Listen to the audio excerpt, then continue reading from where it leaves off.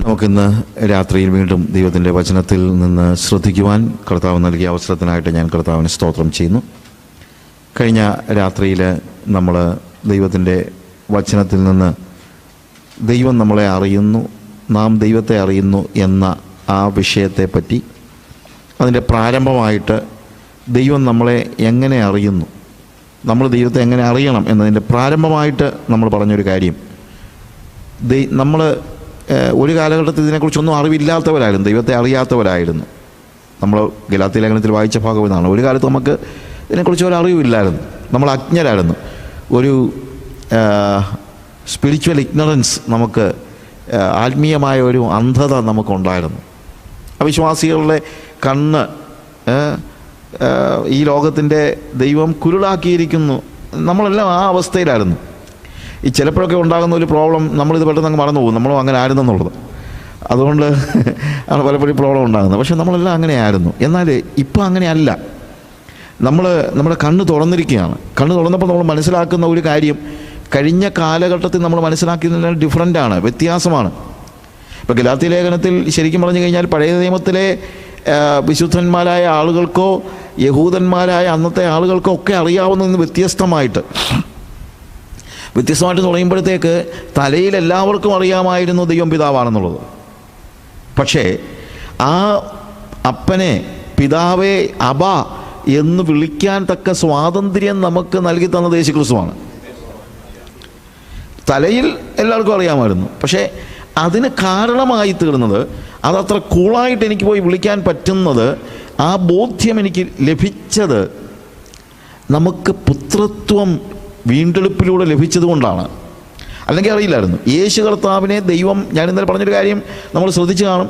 അതായത് എന്തിനു വേണ്ടിയാണ് പിതാവ് പുത്രനെ ഭൂമിയിലേക്ക് അയച്ചത്? കാലസമ്പൂർണതയിൽ, മറ്റു വേറെ ലക്ഷ്യമൊന്നും ഉണ്ടായിട്ടല്ല, നമുക്ക് പുത്രത്വം പ്രാപിക്കേണ്ടതിന് വേണ്ടിയാണ്. അങ്ങനെ പുത്രന്മാരായി തീരുമ്പോൾ നമ്മിലേക്ക് ദൈവം പകർന്നു തരുന്നത് യേശുക്രിസ്തുവിൻ്റെ ആത്മാവിനെയാണ്. യേശുക്രിസ്തുവിൻ്റെ ആത്മാവെന്ന് പറയുമ്പോൾ നമുക്ക് വാക്യം വായിക്കുമ്പോൾ ഈസി ആയിട്ട് വായിക്കാമെങ്കിലും, പക്ഷെ അതുകൊണ്ടുണ്ടാകുന്ന പ്രത്യേകത എന്താണ്? യേശു എങ്ങനെ പിതാവിനെ അറിഞ്ഞോ അതുപോലെ ഞാൻ പിതാവിനെ അറിയാൻ തുടങ്ങുകയാണ്. അതാണ് അതിനകത്തെ ആ പുത്രത്വത്തിൻ്റെ പ്രത്യേകത. പിന്നെ റിലേഷൻ പറയുമ്പോൾ, ഭാര്യയും ഭർത്താവും എന്ന് പറഞ്ഞു കഴിഞ്ഞാൽ, ഭർത്താവുണ്ടെങ്കിൽ ഭാര്യയുണ്ട്, ഭാര്യ ഭർത്തൃ ബന്ധം, അല്ലെങ്കിൽ അപ്പനും മക്കളും തമ്മിൽ. അപ്പോൾ മക്കൾ അപ്പനെ അറിയുന്നത് പോലെ, അല്ലെങ്കിൽ അപ്പൻ മക്കളെ അറിയുന്നത് പോലെ, കുറച്ച് കഴിയുമ്പോൾ നമ്മൾ എന്ത് ചെയ്യുന്നു? മക്കൾ അപ്പനെയും അറിയുന്നു. സൃഷ്ടാവും സൃഷ്ടിയും തമ്മിലുള്ള ബന്ധം പറയുമ്പോൾ, ദൈവം സൃഷ്ടാവാണെങ്കിൽ നമ്മൾ സൃഷ്ടിയാണ്. അപ്പോൾ സൃഷ്ടാവ് സൃഷ്ടിയെ അറിയുന്നു, സൃഷ്ടി സൃഷ്ടാവിനെ അറിയണം. അപ്പോൾ റിലേഷൻ എപ്പോഴും അങ്ങോട്ടും ഇങ്ങോട്ടും കൂടെ ഉള്ളതാണ്, ഇല്ലേ? അപ്പോൾ അവൻ പുത്രത്വം നമുക്ക് നൽകിയെങ്കിൽ ആ പിതാവിനെ നമ്മൾ തിരിച്ചറിയുന്നില്ലെങ്കിൽ, ഈ ബന്ധത്തിനകത്ത് അപ്പനെന്നും മക്കളെ മനസ്സിലാക്കുന്നു, പക്ഷെ മക്കൾ ഒരിക്കലും അപ്പനെ മനസ്സിലാക്കുന്നില്ലെങ്കിൽ എന്താ പ്രയോജനം? ഒരു പ്രയോജനം ഉണ്ടാവില്ല. അതുകൊണ്ട് ഈ ഒരു ആത്മീയ അനുഭവം എന്നുള്ളതിനേക്കാൾ ഉപരി ആത്മീയ അനുഭവത്തിലേക്ക്, ആത്മാവിൽ നമ്മൾ എന്ത് ചെയ്യുകയാണ്? നമ്മൾ ദൈവത്തെ തിരിച്ചറിയുന്ന ഒരു സ്റ്റേജ്, അത് നമുക്ക് പിതാവെന്ന നിലയിൽ തന്നെ, ഞാൻ പറഞ്ഞല്ലോ, യേശുക്രിസ്തുവിന് ദൈവത്തോടുണ്ടായിരുന്ന ബന്ധത്തെ എല്ലായ്പ്പോഴും യേശു പ്രൊജക്റ്റ് ചെയ്തത് പിതാവെന്ന് പറഞ്ഞാൽ. നമ്മൾ യോഹന്നാന്റെ സുവിശേഷമൊക്കെ വായിക്കുമ്പോൾ എല്ലാം പിതാവ് പിതാവ് പിതാവ്. ആകെ ഒരു പ്രാവശ്യം മാത്രമേ യേശു ദൈവമേ എന്ന് വിളിച്ചിട്ടുള്ളൂ, ഒറ്റ പ്രാവശ്യം. കാൽവറി ക്രൂശിൽ കിടന്ന് എൻ്റെ ദൈവമേ നീ എന്നെ കൈവിട്ടതുണ്ട്. ആ പിതാവിൻ്റെ ബന്ധത്തിൽ നിന്നുള്ള നമുക്ക് വേണ്ടി, അത് വീണ്ടെടുപ്പിന് വേണ്ടിയാണ്. അവിടെയാണ് വീണ്ടെടുപ്പ് നടക്കുന്നത്. അവിടെയാണ് ദൈവവുമായിട്ടുള്ളൊരു ആ പിതൃപുത്ര ബന്ധത്തിലെ ഒരു സെപ്പറേഷൻ നടക്കുന്നത്. അവിടെ മനുഷ്യൻ്റെ പ്രതിനിധിയാവുകയാണ് ദൈവം. ഇതൊക്കെ വിശദമായിട്ട് നമ്മൾ പഠിക്കേണ്ട കാര്യങ്ങളാണ്. അവിടെ എന്നാൽ അതേസമയം ആ ഒരു സെപ്പറേഷൻ്റെ, ഒരു ആത്മാവിലെ ആ ഒരു സെപ്പറേഷൻ്റെ സമയം അവസാനം കർത്താവ് പറഞ്ഞു നിർത്തുന്നത്, ദൈവമേ എൻ്റെ ആത്മാവിനെ നിൻ്റെ തൃക്കരങ്ങളിൽ ഫലമേൽപ്പിക്കുന്നല്ല, ആണോ? അല്ല. എന്തു പറഞ്ഞാണ്? പിതാവേ എൻ്റെ ആത്മാവിനെ നിൻ്റെ കരങ്ങളിൽ ഞാൻ ഫലമേൽപ്പിക്കുന്നു. അപ്പോൾ ഒരു സെപ്പറേഷൻ ഉണ്ടായി. ആ സെപ്പറേഷൻ എന്തുകൊണ്ടാണ് ഉണ്ടായത്? എൻ്റെയും നിങ്ങളുടെയും പാപം ദൈവം യേശു കർത്താവ് വഹിച്ചതുകൊണ്ട്. ആ വീണ്ടെടുപ്പിൻ്റെ ആ ഒരു സമയത്ത് മാത്രമാണ്, വീണ്ടെടുക്കപ്പെടുന്ന ആ ഒരു, അല്ലെങ്കിൽ വീണ്ടെടുപ്പിൻ്റെ പ്രക്രിയ നടക്കുമ്പോൾ മാത്രമാണ് എന്ത് സംഭവിക്കുന്നത്? ആ സ്പിരിച്വൽ സെപ്പറേഷൻ ഉണ്ടാകുന്നത്. അല്ലാത്ത സമയത്തെല്ലാം ദൈവം യേശുവിന് ആരായിരുന്നു? പിതാവായിരുന്നു. ഞാൻ പറഞ്ഞല്ലോ, യേശുവിൻ്റെ വായിൽ നിന്ന് ആദ്യമായിട്ടൊരു വാക്ക് വീണത് വേദപുസ്തകത്തിൽ പറഞ്ഞിരിക്കുന്നത് എവിടെയാണ്? നമ്മൾ 12-ാമത്തെ വയസ്സിൽ ആദ്യമായിട്ട് പറയുന്നത്, ഞാൻ എൻ്റെ പിതാവിൻ്റെ ഭവനത്തിൽ ഇരിക്കേണ്ടതല്ലയോ. അപ്പോൾ അവിടം തൊട്ട് അവസാനം പിതാവിൻ്റെ കയ്യിൽ തൻ്റെ ജീവനെ ഭരമേൽപ്പിക്കുന്നത് വരെ, ഇടയ്ക്ക് നമ്മുടെ പാപങ്ങളെ ഏറ്റെടുത്ത് ഒരു സമയത്ത് ദൈവം അവനെ കൈവിട്ട ഒരു സമയത്തൊഴികെ, അവനെ കൈവിട്ടതല്ല ശരിക്കും. എന്തുകൊണ്ടാണ്? നമ്മുടെ ഒരു എക്സ്ചേഞ്ച് പ്രോഗ്രാമാണ് ശരിക്കും അവിടെ നടക്കുന്നത്. അതായത് ശരിക്കും ഈ നമ്മുടേതെല്ലാം യേശു ഏറ്റെടുത്തു, യേശുവിൻ്റേതെല്ലാം നമുക്ക് തന്നു. ഇതാണ് എക്സ്ചേഞ്ച് പ്രോഗ്രാം എന്ന് ഞാൻ പറഞ്ഞത്. അതാണല്ലോ എക്സ്ചേഞ്ച് ചെയ്യുന്നത് അങ്ങോട്ടും ഇങ്ങോട്ടും. കർത്താവ് പറഞ്ഞു, യേശു പറഞ്ഞു, ഈ സബ്ജക്റ്റുമായിട്ട് ബന്ധപ്പെട്ടല്ലെങ്കിലും ഞാൻ അങ്ങ് പറയാണ്, യേശു പറഞ്ഞു, നിൻ്റെ എല്ലാം എനിക്കിതാ, എൻ്റേതെല്ലാം തരാൻ പറഞ്ഞാൽ എനിക്കെന്തോ ഉള്ളത്. അപ്പോൾ ഞാൻ പറഞ്ഞു, കർത്താവ്, എനിക്ക് ആകെപ്പാടെയുള്ള 2 കാര്യങ്ങളാണ്. ഒന്ന് എൻ്റെ പാപം, പിന്നെ എൻ്റെ മരണം. ഇതാണ് ആത്യന്തികമായിട്ടൊരു വ്യക്തിക്ക് പറയാനുള്ളത്. ബാക്കിയൊക്കെ ഒന്നും പറയാനില്ല. അല്ലാതെ ഒന്നും കർത്താവിന് വേണ്ടതാണ്. കർത്താവ് പറഞ്ഞു, ഓക്കെ, അതിങ്ങിതാ. അവൻ അങ്ങനെ എൻ്റെ മരണം ഏറ്റെടുത്തിട്ട് അവൻ്റെ ജീവൻ എനിക്ക് തന്നു. എൻ്റെ പാപം ഏറ്റെടുത്തിട്ട് അവൻ്റെ നീതി എനിക്ക് തന്നു. എൻ്റെ പാപം അവൻ ഏറ്റെടുത്തിട്ട് അവൻ്റെ നീതി അവൻ എനിക്ക് തന്നു. അതാണ് എക്സ്ചേഞ്ച്. അതാണ് കാൽവറി ക്രൂശിൽ നടന്ന കാര്യം. കാൽവറി ക്രൂശിൽ യേശു എൻ്റെ പാപം ഏറ്റെടുത്തു, അവൻ്റെ നീതി എനിക്ക് തന്നു. അതാണ് അവൻ്റെ രക്തത്താൽ നീതീകരിക്കപ്പെടുക എന്ന് പറയുന്നത്. അവൻ്റെ മരണത്താൽ നീതീകരിക്കപ്പെടുന്നതായ ഒരു സ്റ്റേജ്. എൻ്റെ മരണം ഏറ്റെടുത്തിട്ട് അവൻ്റെ ജീവൻ എനിക്ക് തന്നു. ഇതാണ് exchange program. It is easy. ആ ഒരു അല്ലെങ്കിൽ അതിൻ്റെ ഏറ്റവും അന്ത്യം വരെ അവൻ്റെ മനസ്സിൽ പിതാവിനോടുള്ള ബന്ധത്തിൽ അവൻ എപ്പോഴും സൂക്ഷിച്ചിരുന്നതായ ബന്ധമെന്ന് പറയുന്നത് പിതാവ്. തുടക്കം മുതൽ അവസാനം തൻ്റെ ആത്മാവിനെ ദൈവത്തിൻ്റെ കരങ്ങളിൽ ഫലമേൽപ്പിക്കുമ്പോൾ ഉൾപ്പെടെ മുഴുവൻ സമയങ്ങളിലും അവൻ പറയുന്ന വാചകം എന്താണ്? പിതാവ്, പിതാവ്. അങ്ങനെ ഉയിർത്തെഴുന്നേറ്റവനായ ക്രിസ്തുവിൻ്റെ ആദ്യ വാക്കുകൾ എന്താണെന്ന് ആലോചിച്ചാലും, നമ്മൾ യോഹന്നാൻ്റെ സുവിശേഷം വായിക്കുമ്പോൾ അതിൻ്റെ 20-ാം അധ്യായത്തിലേക്ക് വരുമ്പോൾ ഉയിർത്തെഴുന്നേറ്റവനായ ക്രിസ്തു പറയുന്ന വാക്ക്, യോഹന്നാൻ്റെ സുവിശേഷം അതിൻ്റെ 20-ാമത്തെ അധ്യായത്തിൽ നമുക്ക് അറിയാവുന്ന ഭാഗമായതുകൊണ്ട് അവിടെ കൃത്യമായിട്ട് മറിയെ അവൻ കാണുന്നത്. അതാണല്ലോ ആദ്യമായിട്ട് അവൻ്റെ വായിൽ നിന്നൊരു വാക്ക് വീഴുന്നത്. ഭൂമിയിൽ അവൻ്റെ വായിൽ നിന്ന് ആദ്യം ഒരു വാക്ക് വീഴുന്നത് വേദോസ്തവത്തിൽ രേഖപ്പെടുത്തിയിരിക്കുന്നത് പിതാവേ എന്ന് വിളിച്ചുകൊണ്ടാണ്. എന്നാൽ ഉയിർത്തെഴുന്നേറ്റവനായ ക്രിസ്തു സംസാരിക്കുമ്പോൾ അതിൻ്റെ 17-ാമത്തെ വാക്യത്തിൽ, അല്ലെങ്കിൽ 16-ാമത്തെ വാക്യത്തിൽ യേശു അവളോട് മറിയേ എന്ന് പറഞ്ഞു. അവൾ തിരിഞ്ഞ് എബ്രായ ഭാഷയിൽ റെബുനി എന്ന് പറഞ്ഞു. അതിന് ഗുരു എന്നർത്ഥം. യേശു അവളോട്, എന്നെ തൊള്ളരുത്, ഞാനിതുവരെ പിതാവിൻ്റെ അടുക്കൽ മടങ്ങിപ്പോയിട്ടില്ല. പിതാവിൻ്റെ അടുക്കൽ മടങ്ങിപ്പോയിട്ടില്ല. അടുത്ത വാക്ക, എങ്കിലും നീ എൻ്റെ സഹോദരന്മാരുടെ അടുക്കൽ ചെന്ന് എൻ്റെ പിതാവും നിങ്ങളുടെ പിതാവും എൻ്റെ ദൈവവും നിങ്ങളുടെ ദൈവവുമായവൻ്റെ അടുക്കൽ. നോക്ക്, ശിഷ്യന്മാരോട് ചെന്ന് പറയുകയാണ്, എന്ത്? ഇനി മുതൽ അവൻ എൻ്റെ പിതാവ് മാത്രമല്ല, ആരുടെ പിതാവും കൂടെയാണ്, നിങ്ങളുടെ പിതാവ്. അപ്പോൾ എന്തായിത്തീർന്നു? പുത്രത്വം സംഭവിച്ചു. പുത്രത്വം. ആ പുത്രത്വം നമുക്കൊരു യാഥാർത്ഥ്യമായി തീരുന്ന ഒരു സ്റ്റേജ്. കർത്താവ് പറയാണ്, ഇന്നലെ വരെയും ഞാൻ എൻ്റെ പിതാവ് എന്ന് പറഞ്ഞുകൊണ്ടിരുന്നു. ഇപ്പോൾ വീണ്ടെടുപ്പിലൂടെ പുത്രത്വം പ്രാപിച്ച ഒരു വ്യക്തിക്ക് ദൈവം അവരുടെയും കൂടെ പിതാവാണ്. എൻ്റെ പിതാവും നിങ്ങളുടെ പിതാവും, എൻ്റെ ദൈവവും നിങ്ങളുടെ ദൈവവും. അപ്പോൾ ആ പുത്രത്വമാണ് നമുക്ക് നൽകിയിരിക്കുന്നത് എന്നുള്ളത് നമ്മൾ മനസ്സിലാക്കണം. ആ പുത്രത്വം നമുക്ക് നൽകിക്കഴിഞ്ഞപ്പോൾ, ആ പുത്രത്വം പ്രാപിച്ചു കഴിഞ്ഞാൽ പിന്നീട് നമുക്കുണ്ടാകുന്ന ആ ബന്ധത്തിൽ ഒരു കാരണവശാലും ഒരു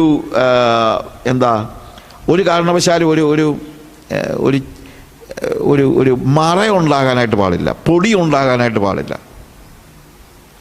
എപ്പോഴും ഞാൻ പറഞ്ഞല്ലോ, ആ ഹൃദയത്തിൻ്റെ ഉള്ളിൽ നിന്ന് ആ അബ്ബ പിതാവേ എന്ന് വിളിക്കുന്ന ആ പുത്രത്വത്തിൻ്റെ ആത്മാവിനെ, സ്വപുത്രൻ്റെ ആത്മാവിനെ നമ്മൾ പ്രാപിച്ചിരിക്കണം. ആ ഒരു റിലേഷൻ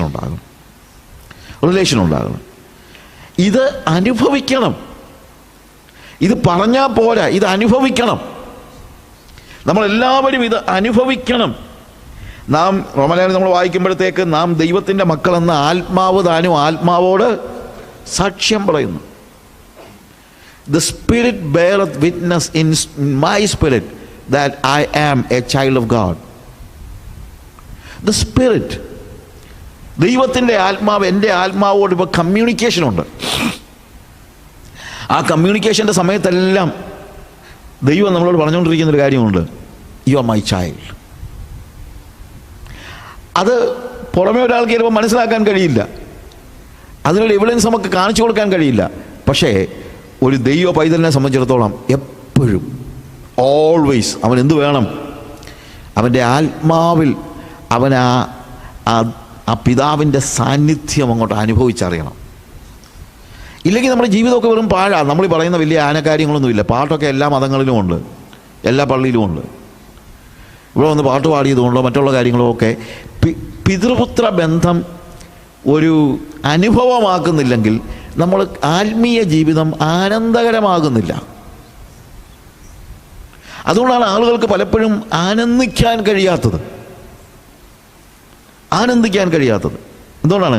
ആ ഒരു ബന്ധത്തിൻ്റെ ആ ഊഷ്മളത മനസ്സിലാക്കാത്തതുകൊണ്ട്. കൊച്ചു ചോദിച്ച് പാടിയ ഒരു പാട്ടുണ്ട്, ആത്മസുഖം പോലെ ഏതു സുഖം പാരിൽ, പരമാത്മസുഖം പോലെ ഏതു സുഖം പാരിൽ. അവരൊക്കെ ആത്മാവിൽ എൻജോയ് ചെയ്തവരാണ്, ആത്മാവിൽ ആ സുഖം അനുഭവിച്ചവരാണ്.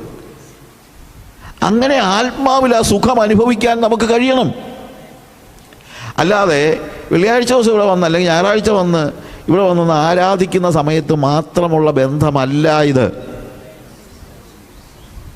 എത്ര വിദൂരത്തിലിരുന്നാലും അപ്പൻ അപ്പനും മകൻ മകനുമാണ്. അതെപ്പോഴും കണ്ടോണ്ടിരുന്നില്ലെങ്കിലും ഏത് സമയത്തും നമ്മളെ സ്വാത്മം, നമ്മളെ ഐഡൻറ്റിറ്റിയുടെ ഭാഗമാണ്. We are the children of God and he is our father. അത് നമ്മൾ മനസ്സിലാക്കുന്ന അതാണ്.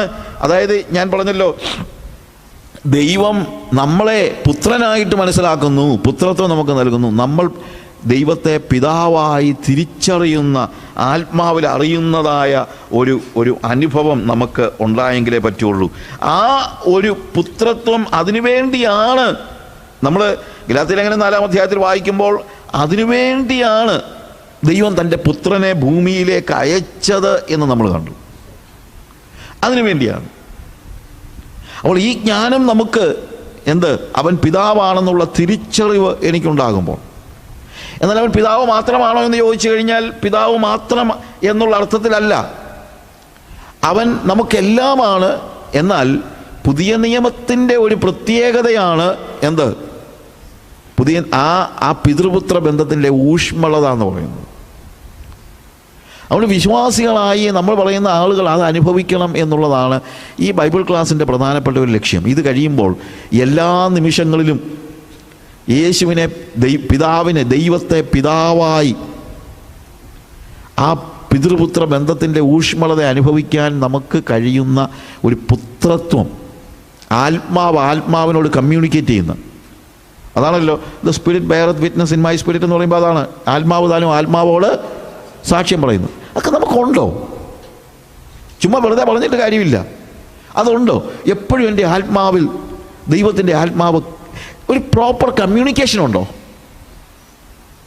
ഓരോരുത്തരും അവരോട് തന്നെ ചോദിക്കണം. ഇതൊക്കെ ആവശ്യം. അല്ലാതെ ഇവിടെ വന്ന് നമ്മൾ കുറേ ആവശ്യങ്ങളുടെ കാര്യം പറഞ്ഞ് പ്രാർത്ഥിച്ചേച്ച് പോകുന്നതല്ല. എല്ലാ മതത്തിലെയും ആളുകൾ അവരുടെ ആവശ്യങ്ങൾക്ക് സാധിക്കാൻ വേണ്ടി അവരുടെ ദൈവത്തിൻ്റെ അടുത്ത് പോകുന്നുണ്ട്. പക്ഷെ അവർക്കില്ലാത്തത് ഈ ബന്ധമാണ്. അവർ ദൈവത്തെ അറിഞ്ഞ്, നമ്മൾ പൗലോസ് തന്നെ പറയുന്നുണ്ട്, നിങ്ങൾ നേരത്തെ എന്ന് പറയുന്നൊരു കാലം നമുക്കുണ്ട്. അന്ന് ദൈവത്തെ അറിഞ്ഞത് ഒരു പക്ഷേ സഹായകനായിട്ടായിരിക്കും. അത് ഏത് ദൈവത്തെ ആണെങ്കിലും അവരറിഞ്ഞത് എന്നെ സഹായിക്കുന്ന ഒരു ദൈവം, ഒരു വിഗ്രഹമായിട്ട്, അല്ലെങ്കിൽ ശിക്ഷിക്കുന്ന ദൈവം. എന്നെ സഹായിക്കുന്ന ദൈവം അല്ലെ എന്നെ ശിക്ഷിക്കുന്ന ദൈവം ഏറ്റവും കൂടിയാൽ മനസ്സിലാക്കിയിരുന്നത്, യഹൂദന്മാരുൾപ്പെടെ മനസ്സിലാക്കിയിരുന്നത് അഡോണായി, യജമാനൻ. യജമാനനാണോ? യെസ്. സഹായിക്കുന്നുണ്ടോ? ഉണ്ട്. പക്ഷേ ഇപ്പം ബന്ധത്തിന് വ്യത്യാസം ഉണ്ടായതല്ല, ബന്ധത്തിൽ നമ്മുടെ തിരിച്ചറിവിന് വലിയൊരു വ്യത്യാസം ഉണ്ടായി. എന്താണ്? He's my father, Abba father. ബാക്കിയുള്ളതൊക്കെ മാറിയെന്നല്ല, അതിനെക്കുറിച്ച് ഞാൻ പിന്നീട് പറയാം. എന്നാൽ ബാക്കിയുള്ളതൊന്നും മാറി എന്നുള്ളതല്ല, അവൻ എന്നെ അറിയുന്നു. ഇന്ന് നമ്മൾ പഠിക്കുമ്പോഴത്തേക്ക് ദൈവം നമ്മളെ അറിയുന്ന ഭാഗത്തെക്കുറിച്ച് ഇന്നലെ നമ്മൾ പറഞ്ഞല്ലോ, ഗലാത്യ ലേഖനത്തിൽ വിശേഷാൽ ദൈവം നിങ്ങളെ അറിഞ്ഞുവെന്നല്ല, അറിഞ്ഞുകൊണ്ടേയിരിക്കുകയും ചെയ്യുന്നതിനാൽ അത് നിരന്തരമായ ഒരു അറിവാണ് എന്ന് നമുക്ക് മനസ്സിലാക്കാനായിട്ട് കഴിയണം. അവൻ എല്ലാം അറിയുന്നുണ്ട്, എല്ലാ രീതിയിലും. ഞാനിന്നലെ പറഞ്ഞല്ലോ, ദൈവം അറിയുന്നു എന്നുള്ളത് ഒരു പാപിയെ സംബന്ധിച്ചിടത്തോളം അവനൊരു ഭീതിതമായ അവസ്ഥയാണെങ്കിൽ, ഒരു ദൈവവൈതലിനെ സംബന്ധിച്ചിടത്തോളം അവൻ്റെ കംഫർട്ടാണ് അത്. എൻ്റെ ദൈവം എന്നെ അറിയുന്നു.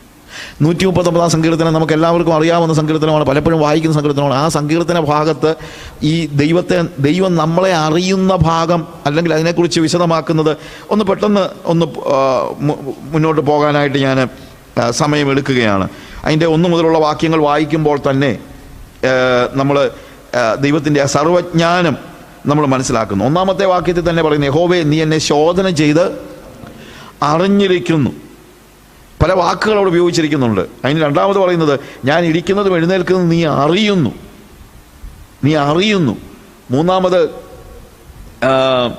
എൻ്റെ നടപ്പും കിടപ്പും നീ ശോധന ചെയ്യുന്നു. ഇതിന് ഓരോന്നിനും ഉപയോഗിച്ചിരിക്കുന്ന വാക്കുകൾക്ക് വ്യത്യാസമുണ്ട്.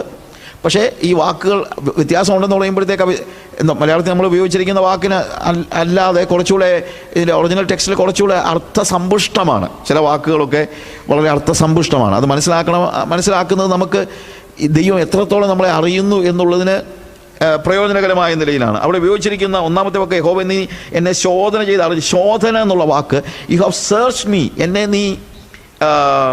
എന്നെ കാണുന്നെന്നുള്ളതല്ല. കാണുന്നതും നോക്കുന്നതും ശോധന ചെയ്യുന്നതും എല്ലാം ഡിഫറൻ്റ് ആയിട്ടുള്ള, നമുക്ക് മലയാളത്തിൽ തന്നെ നമ്മൾ പറയുമ്പോഴത്തേക്ക് ഞാൻ കാണുന്നു, ഞാൻ കണ്ടു എന്ന് പറയുന്നതും ഞാൻ നോക്കി എന്ന് പറയുന്നത് രണ്ടാണ്. കണ്ടെന്ന് പറയുമ്പോഴത്തേക്ക് ഒരു കാഷ്വലായിട്ട് പോകുന്ന വഴിക്ക് നമ്മൾ എന്ത് ചെയ്യാൻ സാധ്യതയുണ്ട്? കാണാൻ സാധ്യതയുണ്ട്. പക്ഷേ എൻ്റെ മനസ്സിൽ അറിയാനുള്ള ആഗ്രഹത്തോടു കൂടെ ഞാൻ നോക്കുന്ന കാര്യമുണ്ട്. ശോധന ചെയ്യുക എന്ന് പറയുമ്പോൾ അതുമല്ല, അതിനേക്കാൾ എന്താണ് കുറെ കൂടെ ആഴത്തിൽ എക്സാമിൻ വിത്ത് കെയർ. ഞാനത് പരിശോധിക്കുകയാണ്, അതെങ്ങനെയാണ് എന്നുള്ളത് ഞാൻ പരിശോധിക്കുന്നതായ ഒരു സ്റ്റേജ്. അപ്പോൾ ദൈവം എന്നെ വെറുതെ കാണുന്നു എന്ന് മാത്രമല്ല നമ്മൾ മനസ്സിലാക്കേണ്ടത്, ദൈവം എന്നെ കാണുന്നത് കൂടാതെ അവൻ കെയർഫുള്ളായിട്ട് എന്നെ നോക്കുന്നു. ഹി ഈസ് കൺസേൺഡ് എന്ന് തന്നെയല്ല, അവൻ എന്നെ സൂക്ഷിച്ച് പരിശോധിക്കുന്നു. അത് ഇവിടെ പറഞ്ഞിരിക്കുന്ന വാക്ക്. He's searching me or he's examining me with pain and concern and care. വളരെ ശ്രദ്ധയോടുകൂടെ എൻ്റെ ഓരോ കാര്യങ്ങളും അറിയാനുള്ള വ്യഗ്രതയോടുകൂടെ അവൻ എന്ത് ചെയ്യുന്നു? എന്നെ ശോധന ചെയ്യുന്നു. കർത്താവേ, യഹോവേ നീ എന്നെ ശോധന ചെയ്ത് അറിഞ്ഞിരിക്കുന്നു. വെറുതെ കണ്ടതല്ല. അപ്പോൾ ദൈവം എൻ്റെ കാര്യത്തിൽ ഭയങ്കര കൺസേൺഡാണ്. അവൻ എന്നെ കൃത്യമായിട്ട് നോക്കുന്നുണ്ട്. ഓരോ ഇൻഡിവിജ്വലിനെയും നോക്കുന്നുണ്ട്, ഓരോ വ്യക്തികളെയും നോക്കുന്നുണ്ട്. ആകമാനമായ ഒരു നോട്ടം മാത്രമൊന്നുമല്ല. നമുക്കിപ്പം മാസമായിട്ട് ഇപ്പം ഞാനിവിടെ സംസാരിക്കുമ്പോൾ ഞാൻ എല്ലാവരെയും ഇങ്ങനെ കാണുന്നുണ്ട്, എല്ലാവരെയും. എന്നാൽ ദൈവം അങ്ങനെ എല്ലാവരെയും കാണുന്നു എന്ന് പറയുന്ന ഒരു നിലയിൽ ഒതുക്കി നിൽക്കുകയല്ല. ഈ ഒരൊറ്റ നോട്ടത്തിൽ തന്നെ ഓരോ വ്യക്തിയെയും ഇൻഡിവിജ്വലായിട്ട് ഓരോരുത്തരെയും ശോധന ചെയ്യുന്നുണ്ട്. നമ്മൾ 8-ാമത്തെ സങ്കീർത്തനം വായിക്കുമ്പോൾ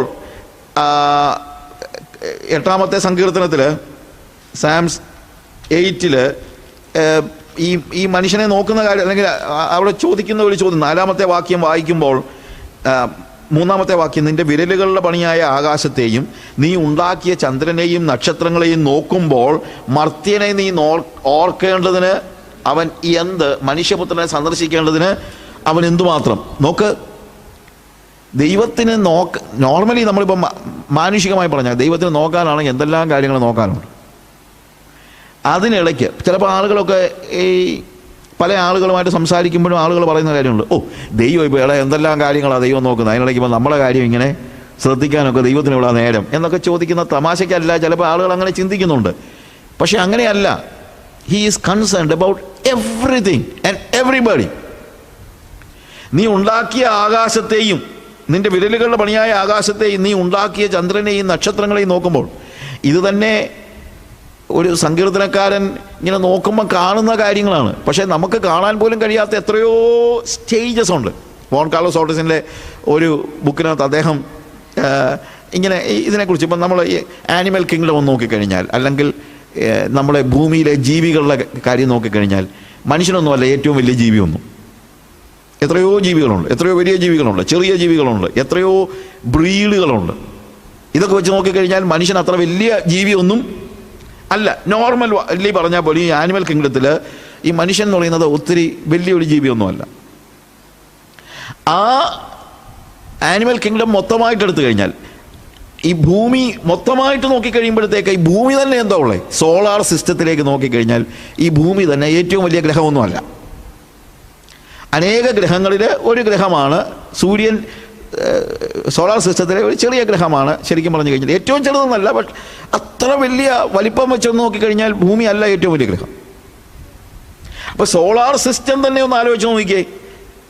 നമ്മൾ ഈ ക്ഷീരപഥം അല്ലെങ്കിൽ മിൽക്കി വേ എന്ന് പറയുന്ന ഗാലക്സിയിലെ ഒരു ചെറിയ ഭാഗമാണ് എന്ത്? സോളാർ സിസ്റ്റം എന്ന് പറയുന്നത്, സൗരയൂഥം എന്ന് പറയുന്നത്. ഈ മിൽക്കി വേയോ അല്ലെങ്കിൽ ഈ ഗാലക്സി തന്നെ നോക്കിക്കഴിഞ്ഞാൽ ഈ യൂണിവേഴ്സിലെ അനേകം കോടിക്കണക്കിന് ഗാലക്സികളിൽ ഒന്ന് മാത്രമാണ് നമ്മളെ സൂര്യൻ ഉൾപ്പെടുന്ന മിൽക്കി വേ എന്ന് പറയുന്ന, അല്ലെങ്കിൽ ക്ഷീരപഥം എന്ന് നമ്മൾ മലയാളത്തിൽ പറയുന്നതായ ഈ ടോട്ടൽ ഈ ഗാലക്സി തന്നെ എന്താണ്? യൂണിവേഴ്സിലെ ഒരു ചെറിയ ഗാലക്സിയാണ്. ഈ യൂണിവേഴ്സിനെ കുറിച്ച് തന്നെ പറയുമ്പോൾ ഒരു വിശാലമായ മറ്റൊരു യൂണിവേഴ്സ് കൂടെ ഉണ്ടാകാമെന്ന് ഇവർ പറയുന്നത്.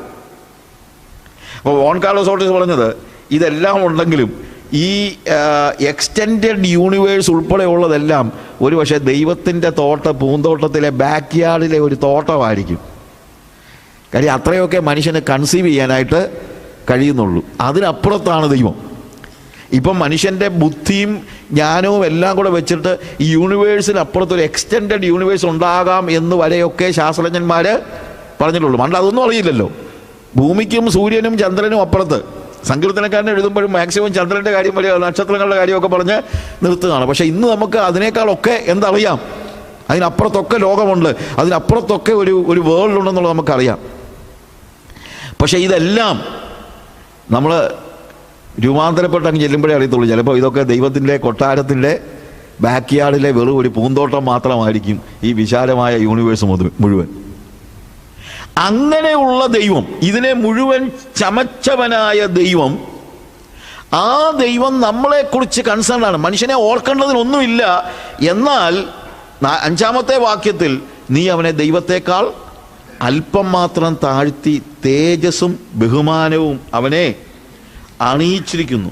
അപ്പോൾ ഇത്രയും വലിയ ദൈവം ഇത്രയും ചെറിയ മനുഷ്യനെ തേജസ്സും ബഹുമാനവും അണിയിച്ചിരിക്കുകയാണ്.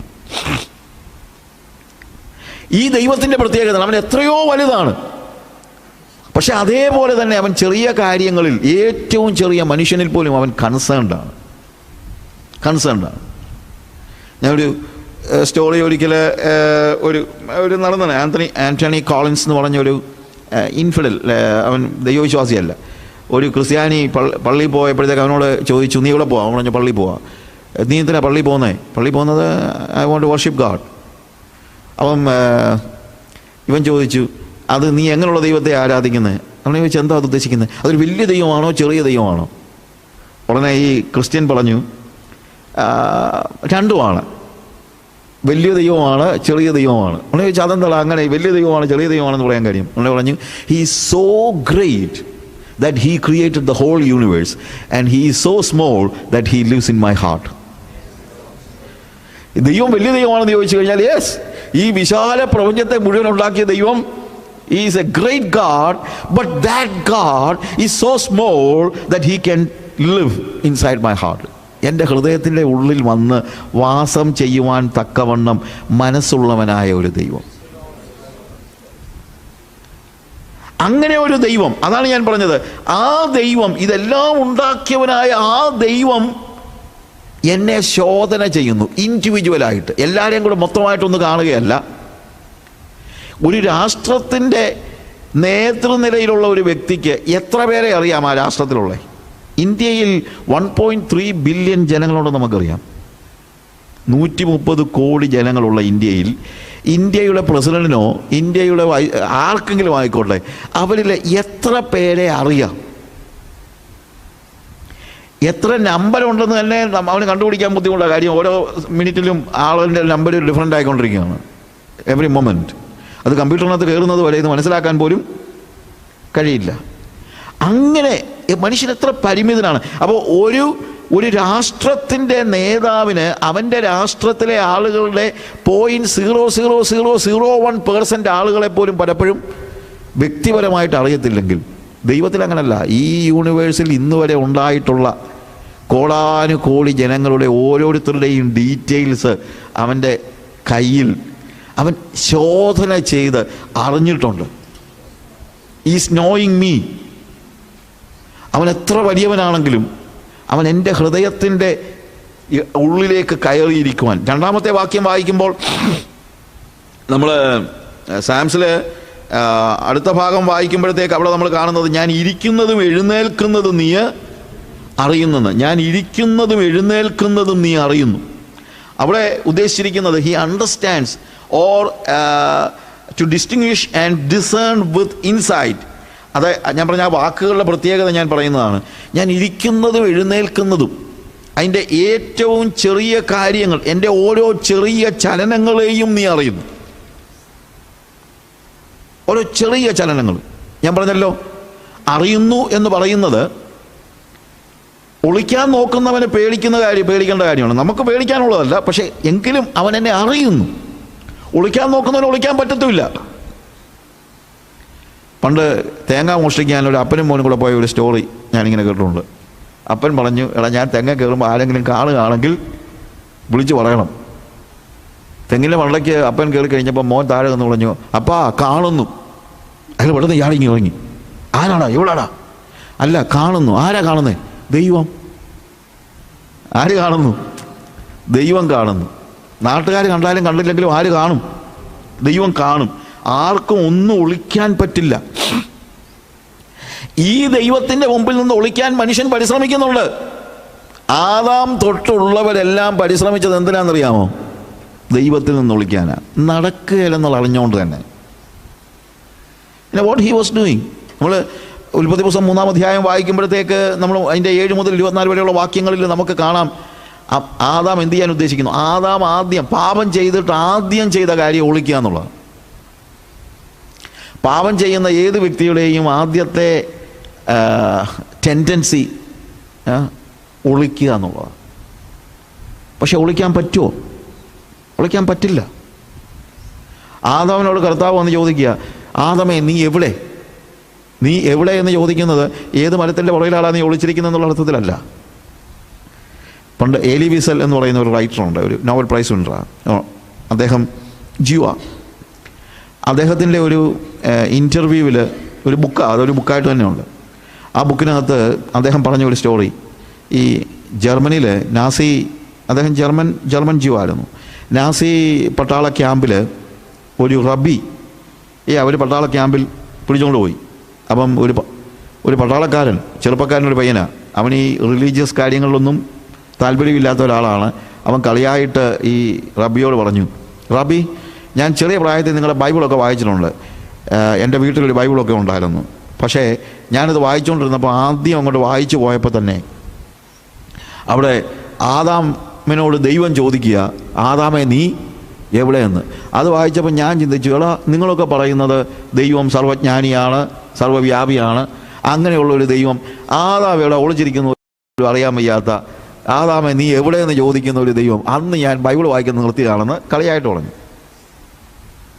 ഈ റബി ഇവനോട് പറഞ്ഞു, മോനെ പ്രായമുള്ള ആളാ, നീ സീരിയസ് ആണെങ്കിൽ ഞാനതിന് ഉത്തരം പറയാം. എന്ന് വെച്ചാൽ എന്താ? അവനെ പറഞ്ഞു, അവിടെ ചോദിച്ചിരിക്കുന്ന വാക്ക് നീ എവിടെയെന്നുള്ളത് ഏത് മരത്തിൻ്റെ ചുവട്ടിലാണെന്നല്ല. എവിടെ എന്ന ഹീബ്രു വാക്ക് എല്ലാ വളരെ ഡിഫറൻ്റ് ആയിട്ടുള്ള അർത്ഥമാണ്. ആഡം, വേർ ആർ യു എന്നല്ല, why, what happen, where are you, നീ എവിടെ, എന്താ നീ കാണിച്ചത്, എവിടെയെന്നല്ല, നീ എന്താ ഈ കാണിച്ചതെന്നാ. ദൈവം കാണാതിരിക്കുമൊന്നുമല്ല, ദൈവം കണ്ടിട്ട് ചോദിക്കുകയാണ്, നീ എന്തായി കാണിച്ചത്, ഞാൻ നിന്നെ എവിടെയാണ് ആക്കിയത്, ഇപ്പോൾ നീ എവിടെയാണ്.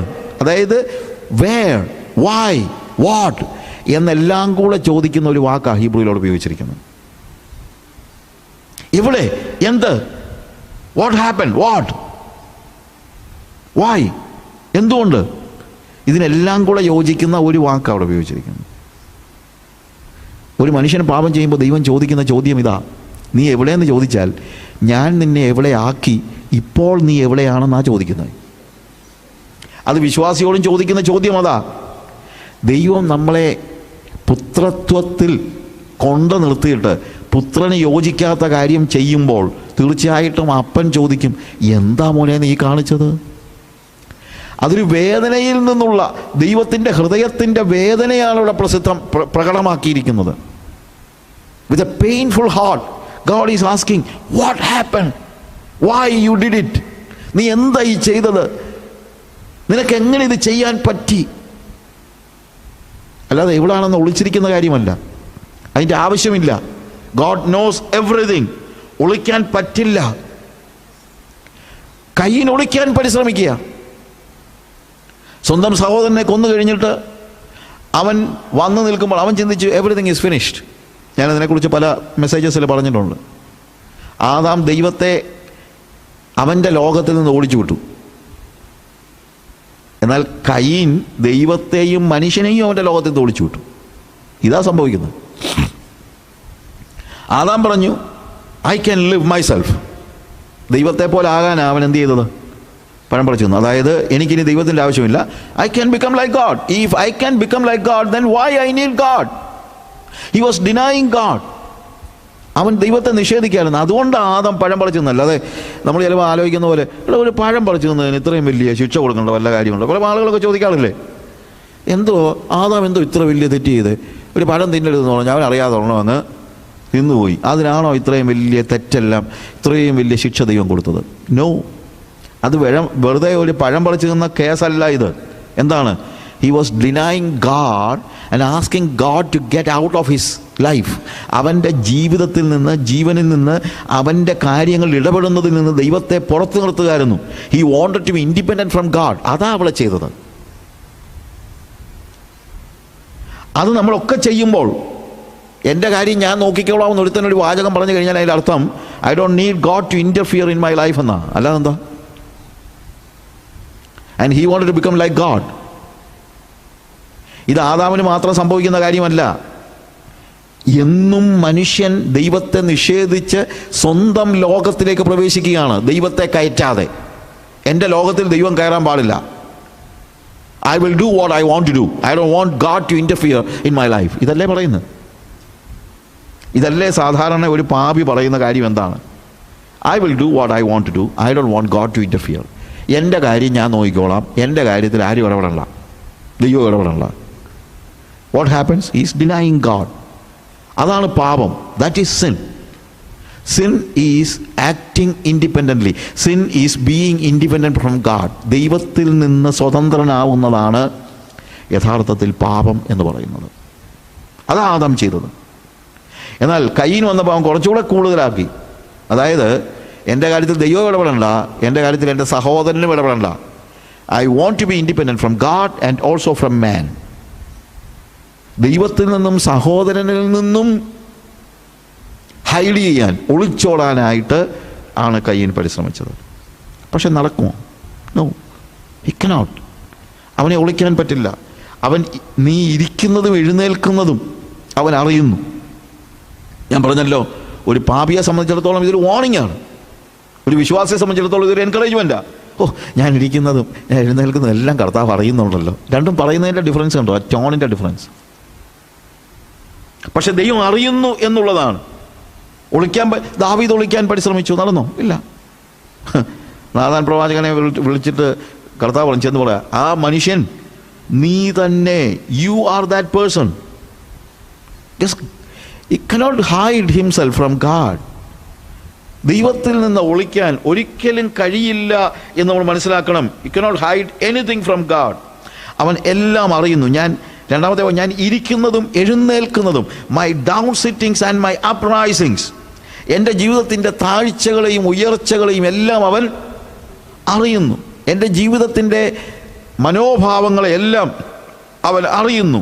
എൻ്റെ നിരൂപണങ്ങൾ, അവിടെ ഉപയോഗിച്ചിരിക്കുന്ന വാക്കതാണ്, എൻ്റെ നിരൂപണങ്ങൾ എന്താണ്, ദൂരത്ത് നിന്ന് ഗ്രഹിക്കുന്നു.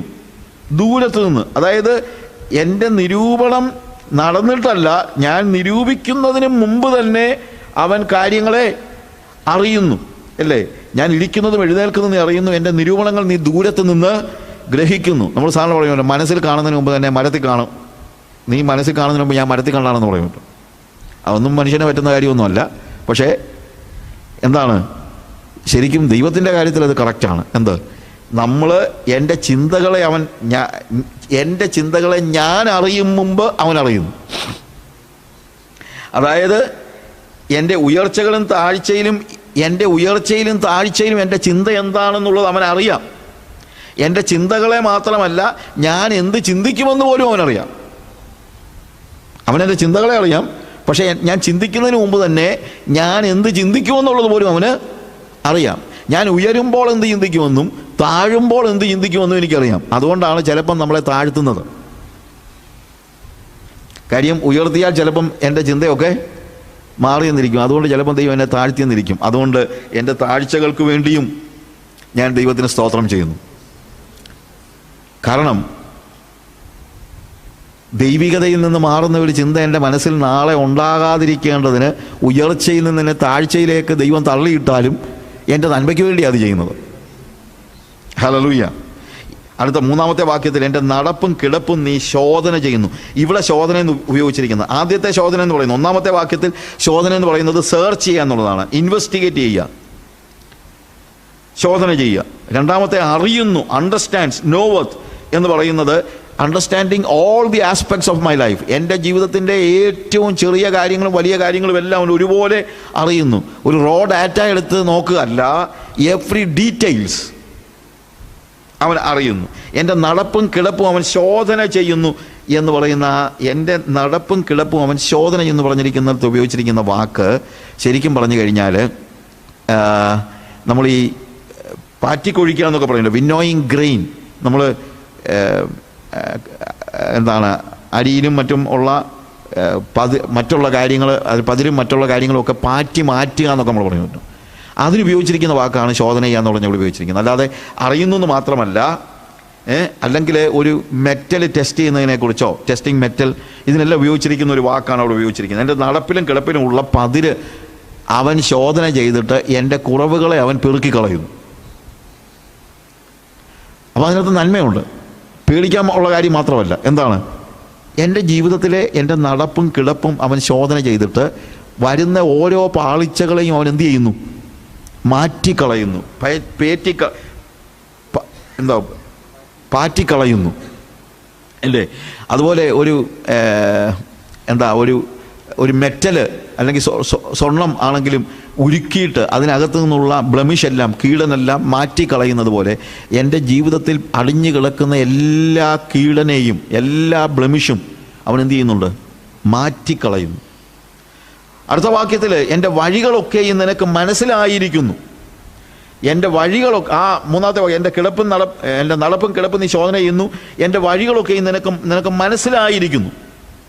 All my ways of my life, all the ways of my life. ഞാൻ ഇരിക്കുന്നത് അറിയുന്നു, എഴുന്നേൽക്കുന്നത് അറിയുന്നു, നിരൂപിക്കുന്നത് അറിയുന്നു, നടക്കുന്നത് അറിയുന്നു, കിടക്കുന്നത് അറിയുന്നു.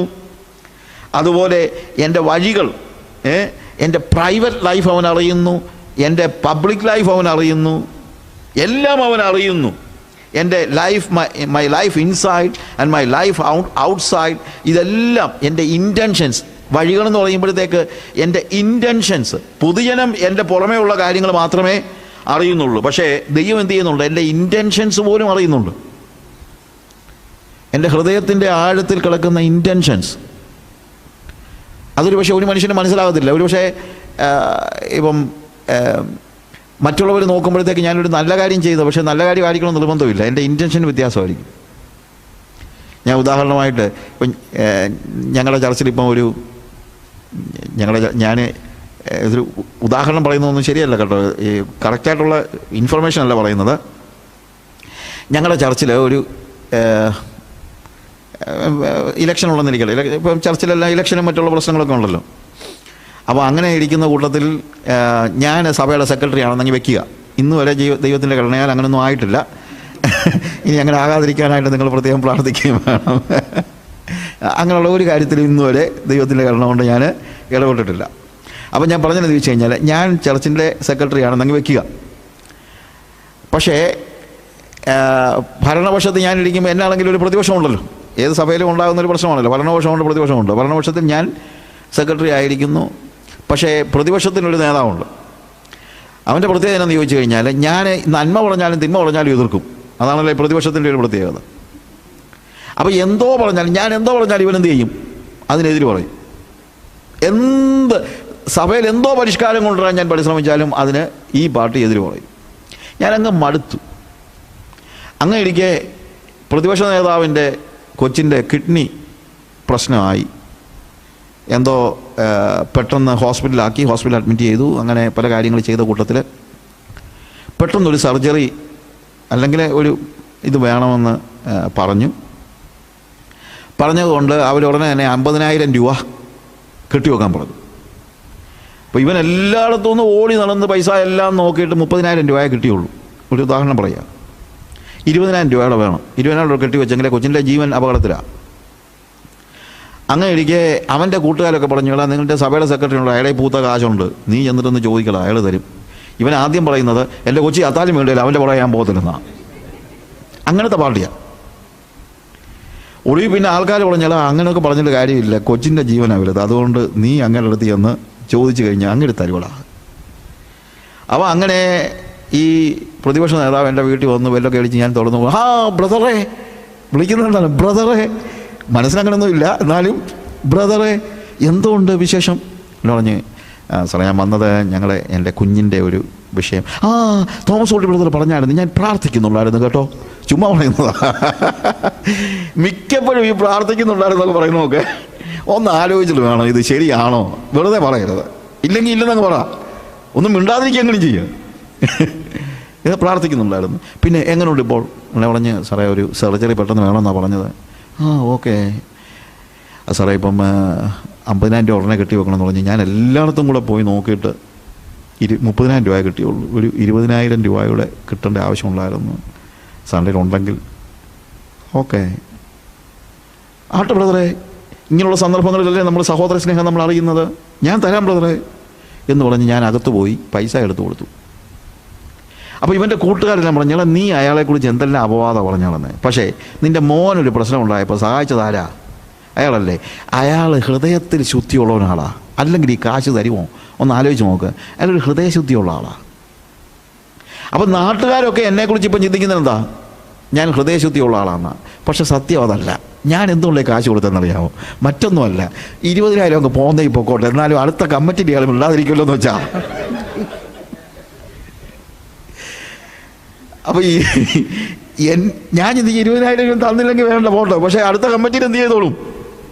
അപ്പോൾ എൻ്റെ ഹൃദയത്തെ ഉള്ളിലേക്ക് കയറാൻ നാട്ടുകാർക്ക് കഴിയുന്നില്ല. പക്ഷെ കർത്താവ് എന്ത് ചെയ്യുന്നു? എൻ്റെ ഇൻറ്റൻഷൻസ് പോലും അറിയുന്നു. അതുകൊണ്ട് ദൈവത്തെ കളിപ്പിക്കാൻ പറ്റത്തില്ല എന്നുള്ളത് നമ്മൾ മനസ്സിലാക്കണം. ഓരോരുത്തരോടും ഒരു വ്യക്തിയെക്കുറിച്ചൊരു വാക്ക് പറയുമ്പോഴൊക്കെ ഹൃദയത്തിലൊന്ന് ആലോചിച്ച് നോക്കണം, ഞാൻ ആ വ്യക്തിയെ യഥാർത്ഥമായിട്ട് സ്നേഹിക്കുന്നുണ്ടോ? എപ്പോഴാണ് നമുക്കൊരാളുടെ കുറ്റം പറയാൻ കഴിയുന്നതെന്നറിയാമോ? കർത്താവ് ധനികനായ ഒരു യുവാവിനെ കണ്ടു, നിത്യജീവനെക്കുറിച്ച് അവർ സംസാരിച്ചു.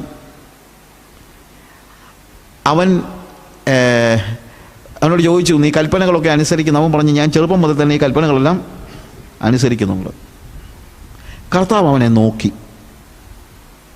ഈ കാലത്ത് ഇങ്ങനൊരു ചെറുക്കനെ കാണാൻ തന്നെ ബുദ്ധിമുട്ടാണ്. കൽപ്പനകളെല്ലാം അനുസരിക്കുന്നു പറഞ്ഞാൽ അവൻ നല്ല ചെറുക്കനാണ്. കർത്താവ് അവനെ നോക്കി, അവിടെ എഴുതിയിരിക്കുന്ന വാക്കിനെന്നറിയാമോ? അവനെ സ്നേഹിച്ചു. എന്നിട്ട് പറഞ്ഞു, ഒരു കുറവ് നിനക്കുണ്ട്. ഏതെങ്കിലും ഒരു വ്യക്തിയെക്കുറിച്ച് എനിക്കൊരു കുറവ് പറയാനുണ്ടെങ്കിൽ എപ്പോഴാണത് പറയാനുള്ള അധികാരം എനിക്കുണ്ടാകുന്ന അറിയാമോ? പിന്നെ ഐ ലവ് ഹിം. നമ്മളെപ്പോഴാണ് കുറവ് പറയുന്നത്? ഒരാളോട് ദേഷ്യം തോന്നുമ്പോഴാണ് നമ്മൾ എന്ത് ചെയ്യുന്നത്? നിന്നെ എനിക്ക് നേരത്തെ തന്നെ അറിയാം. ദേഷ്യം വരുമ്പോഴാണ് നമ്മൾ ഒരാളുടെ കുറവ് പറയുന്നത്. പക്ഷെ കർത്താവ് ഒരു വ്യക്തിയുടെ കുറവ് പറഞ്ഞത് എപ്പോഴാണ്? സ്നേഹിച്ചപ്പോൾ. ഒരു വ്യക്തിയുടെ കുറവ് പറയുവാൻ എനിക്ക് അവകാശം ഉണ്ടാകുന്നത് ഞാൻ ആ വ്യക്തിയെ എൻ്റെ ഹൃദയത്തിൻ്റെ ആഴത്തിൽ നിന്ന് സ്നേഹിക്കുമ്പോൾ മാത്രമാണ്. അല്ലേ പറ്റില്ല. അപ്പം എൻ്റെ ഇൻറ്റൻഷൻസ് പോലും അവൻ അറിയുന്നു. ദൈവം മുഴുവനും അറിയുന്നു. 4-ാമത്തെ വാക്യം വായിക്കുമ്പോൾ അവിടെ എഴുതിയിരിക്കുന്നത്, യഹോവേ നീ മുഴുവനും അറിയാതെ ഒരു വാക്കും എൻ്റെ നാവിന്മേൽ ഇല്ല. മുഴുവനും അറിയാതെ എൻ്റെ actions, locations, thoughts, ways, motives, words എല്ലാം അവൻ അറിയുന്നു. എൻ്റെ പ്രവൃത്തി അവൻ അറിയുന്നു. ഞാൻ എവിടെയാണ് ഇരിക്കുന്നത്, എൻ്റെ ലൊക്കേഷൻ അവൻ അറിയുന്നു. എൻ്റെ തോട്ട്സ്, എൻ്റെ ചിന്തകളെ അവൻ അറിയുന്നു. എൻ്റെ ഇൻറ്റൻഷൻസ് അവൻ അറിയുന്നു. എൻ്റെ മോട്ടീവ്സ്, എന്ത് ലക്ഷ്യത്തോടെയാണ് ഞാൻ ഓരോ കാര്യവും ചെയ്യുന്നതെന്നുള്ളത് അവൻ അറിയുന്നു. എൻ്റെ വേർഡ്സിനെ കുറിച്ചാണ് പറയുന്നത്, നീ അറിയാതെ ഒരു വാക്കും എൻ്റെ നാവിന്മേൽ ഇല്ല. ഞാൻ പറയുന്നതെല്ലാം അവൻ അറിയുന്നു എന്ന് മാത്രമല്ല, ഈ വാക്കുകൾക്കൊക്കെ ഞാൻ കണക്ക് കൊടുക്കേണ്ടവനാണെന്നുള്ള ബോധ്യത്തോടുകൂടെ അവൻ അറിയാതെ ഒരു വാക്കും എൻ്റെ പുറത്ത് പോകാൻ പാടില്ല. മനുഷ്യൻ പറയുന്ന ഏത് നിസാര വാക്കിനാലും അവൻ വിധിക്കപ്പെടും. ഇത് നിസാര വാക്ക്, കെയർലെസ് വേർഡ്സ്. അത് പുറത്ത് ചാടുന്ന വാക്കുകൾ ഞാൻ ആരാണെന്നുള്ളത് തെളിയിക്കുന്ന വാക്കുകളാണ്. കെയർഫുള്ളായിട്ട് സംസാരിച്ചാൽ നമ്മൾ ആരാണെന്നുള്ളത് നമുക്കറിയാൻ പറ്റില്ല. നമ്മളെപ്പോഴും ഭയങ്കര കെയർഫുള്ളായിട്ട്, നമ്മൾ ചിലപ്പോൾ പറയുമല്ലോ നീ സംസാരിക്കുന്ന വളരെ കെയർഫുള്ളായിട്ട് സംസാരിക്കണമെന്ന്.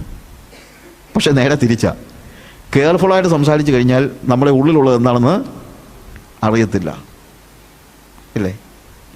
പെട്ടെന്ന് ചാടി വരുന്ന വാക്കുകളാണ് ഞാൻ ആരാണെന്നുള്ളത് തിരിച്ചറിയിക്കുന്നത്. അതുപോലെ ഇവിടെ ഈ വാക്യം നമ്മൾ വായിക്കുമ്പോൾ നമ്മൾ മനസ്സിലാക്കേണ്ടത്, നീ മുഴുവനും അറിയാതെ ഒരു വാക്കും എൻ്റെ നാവിന്മേൽ നിന്ന് വരരുത്. ഞാനതിൻ്റെ ആ ഓപ്പോസിറ്റ് സൈഡ് പറയുകയാണ്. ഇപ്പോൾ ഒരു കമ്പനിയിൽ ഒരു കമ്പനിയിൽ എന്തെങ്കിലും ഒരു പ്രോബ്ലം ഉണ്ടായി കഴിയുമ്പോൾ CEO ചിലപ്പം വന്ന് പറയുകയാണെന്ന് വെച്ചു, ഞാൻ അറിയാതെ ഒരൊറ്റ എൻ്റെ അപ്രൂവൽ ഇല്ലാതെ ഒരു പേപ്പർ പോലും ഇവിടെ നിന്ന് പുറത്തു പോകാൻ പാടില്ല എന്ന് പറഞ്ഞു വെച്ചു. നോർമൽ വേയിൽ ഒരു കമ്പനിയിലെ എന്തെങ്കിലും ഡീലിങ്സിനൊന്നും ഈ സിഇഒയുടെ അപ്രൂവലും ഒന്നും വലിയ അത്യാവശ്യമുള്ള കാര്യമൊന്നും അല്ല. സിഇഒയ്ക്ക് എന്തെല്ലാം കാര്യങ്ങളുണ്ട്. ഈസ് എ ബിഗ് ഗായ്. അവിടെ കാര്യങ്ങൾ നോക്കാൻ മാനേജേഴ്സ് ഉണ്ട്, അക്കൗണ്ടൻസ് ഉണ്ട്, ചെയ്യാൻ ആളുകളുണ്ട്. സിഇഒ ഇതിനകത്തൊന്നും ഇടപെടേണ്ട കാര്യമൊന്നും ഇല്ല. അത് തന്നെയല്ല, ഒരു കമ്പനിയുടെ സിഇഒയ്ക്കൊന്നും ഒരു ഡേ ടു ഡേയിൽ ഓരോ ദിവസങ്ങളിലും നടക്കുന്ന കാര്യങ്ങളെല്ലാം തീരുമാനിച്ച് അങ്ങനെ നടക്കുന്ന കാര്യമാണോ? When the company is a big company, naturally ഒരു സിഇഒയ്ക്കൊന്നും അന്വേഷിക്കാൻ അയാൾ പോളിസി മാറ്റേഴ്സിലൊക്കെ ഇടപെടാറുള്ളൂ, ഇല്ലേ? കാര്യം അയാൾ പരിമിതനാണ്, അയാൾക്ക് ഇതിനകത്ത് എല്ലാം കൂടെ ഇടപെടാൻ കഴിയില്ല. പക്ഷേ ദൈവം പറയുന്നത് എന്നാണെന്നറിയാമോ? ഒരു ചെറിയ വാക്ക് എൻ്റെ വായിൽ നിന്ന് പുറത്തു പോകണമെങ്കിൽ അവൻ അറിയണമെന്ന്. CEO അറിയാതെ ഒരു വാക്കും ഒരു കടലാസും പുറത്തു പോകരുതെന്നൊരു കമ്പനി പറയാൻ പറ്റത്തില്ല. CEO അതിനൊക്കെ വളരെ മുകളിലുള്ള ആളാണ്. പക്ഷെ നമ്മുടെ ദൈവം അത്രയും മുകളിലുള്ള ആളാണെങ്കിലും അവൻ അറിയാതെ ഒരു വാക്കും എൻ്റെ വായിൽ നിന്ന് പുറത്തു പോകാൻ പറ്റത്തില്ല. ഹീ നോസ് മീ, അവൻ അറിയുന്നു. കാര്യം എൻ്റെ ഓരോ വാക്കിനും ഞാൻ കണക്ക് ബോധിപ്പിക്കേണ്ടവനാണ്. എൻ്റെ ഓരോ പ്രവൃത്തിക്കും ഞാൻ കണക്ക് ബോധിപ്പിക്കേണ്ടതാണ്. ഞാൻ അക്കൗണ്ടബിൾ ആണ്. അതുകൊണ്ട് അവൻ അറിയുന്നു എന്നുള്ള ഒരു തിരിച്ചറിവ് എപ്പോഴും എനിക്കുണ്ടായിരിക്കണം. എൻ്റെ ഓരോ വാക്കും അവന് അറിയുന്നുണ്ട്, എൻ്റെ ഓരോ പ്രവൃത്തിയും അവൻ അറിയുന്നുണ്ട്. ഒരു ദിവസം ഞാനിതിനെല്ലാം കണക്ക് കൊടുക്കേണ്ടി വരും. ഞാനൊരു 25 വർഷം മുമ്പ് ഒരു മാഗസിൻ ഇങ്ങനെ വായിച്ചപ്പോൾ ബോംബെയിലുള്ള സെലിബ്രിറ്റീസിനോട് ആ മാഗസിൻ്റെ അവിടെ ചോദിച്ചിരിക്കുന്ന ജേർണലിസ്റ്റ് ചോദിച്ചിരിക്കുന്ന കുറച്ച് ചോദ്യങ്ങളാണ്. അതിനകത്ത് ഒരു ചോദ്യം, do you believe that there is a God who is taking account of everything and will ask you when you reach there? നിങ്ങൾ അങ്ങ് ചെല്ലുമ്പോൾ നിങ്ങൾ ചെയ്ത ഓരോ കാര്യത്തിനും കണക്ക് ചോദിക്കുന്ന ഒരു ദൈവം ഉണ്ടെന്ന് നിങ്ങൾ ചിന്തിക്കുന്നുണ്ടോ? 10 പേരും കണ്ടോ അതിനകത്ത് ഇൻ്റർവ്യൂ ഇതിനകത്തുണ്ട്.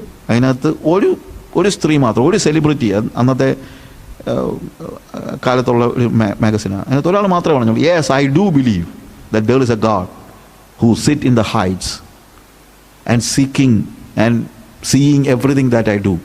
എല്ലാം കുറിച്ചു വെക്കുന്ന ഒരു ദൈവം ഉണ്ടെന്ന് ഞാൻ വിശ്വസിക്കുന്നുണ്ടെന്ന്. ബാക്കി 9 പേരും പറഞ്ഞത്, oh God is so big that he is not taking care of anything that we do. നമ്മൾ ഈ ചെയ്യുന്ന കാര്യങ്ങളൊക്കെ അന്വേഷിച്ചുകൊണ്ടിരിക്കാനൊന്നും ദൈവത്തിന് നേരമില്ലെന്നാ. പക്ഷെ അങ്ങനല്ല, he is so big that is true. പക്ഷേ അവൻ അറിയാതെ ഒരു വാക്ക് പോലും പുറത്തു പോകാൻ കഴിയില്ല. അത്രയ്ക്കും അവൻ എല്ലാ കാര്യങ്ങളെയും അറിയുന്നുണ്ട്. അവൻ്റെ ഓംനി പ്രസൻസ്. എൻ്റെ 7 മുതലുള്ള വാക്യങ്ങൾ വായിക്കുമ്പോൾ, നിൻ്റെ ആത്മാവിനെ ഒളിച്ച് ഞാൻ എവിടേക്ക് പോകും? തിരുസന്നിധി വിട്ട് ഞാൻ എവിടേക്ക് ഓടും? ഞാൻ സ്വർഗത്തിൽ കയറിയാൽ നീ അവിടെ ഉണ്ട്, പാതാളത്തിൽ എൻ്റെ കിടക്ക വിരിച്ചാൽ നീ അവിടെ ഉണ്ട്. ഞാൻ ഉഷസ്സിൻ ചിറക് ധരിച്ച് സമുദ്രത്തിൻ്റെ അറ്റത്ത് എന്ന് പാർത്താൽ അവിടെയും നിൻ്റെ കൈ എന്നെ നടത്തും, നിൻ്റെ വലം കൈ എന്നെ പിടിക്കും. ഇരുട്ടെന്നെ മൂടിക്കളയട്ടെ, വെളിച്ചം എൻ്റെ ചുറ്റും രാത്രിയായി തീരട്ടെ എന്ന് ഞാൻ പറഞ്ഞാൽ ഇരുട്ടുപോലും നിനക്ക് മറവായിരിക്കയില്ല. രാത്രി പകൽ പോലെ പ്രകാശിക്കും, ഇരുട്ടും വെളിച്ചവും നിനക്ക് ഒരുപോലെ തന്നെ. നീയല്ലോ എൻ്റെ അന്തരംഗങ്ങളെ നിർമ്മിച്ചത്, എൻ്റെ അമ്മയുടെ ഉദരത്തിൽ എന്നെ മെടഞ്ഞു. നോക്കുക, അവൻ്റെ സർവ്വ സാന്നിധ്യം എല്ലായിടത്തും ഉണ്ട്. പക്ഷേ ആ സർവ്വ സാന്നിധ്യം എന്നെ ഭീതിപ്പെടുത്താൻ വേണ്ടിയുള്ളതല്ല എന്ന് നമ്മൾ മനസ്സിലാക്കണം.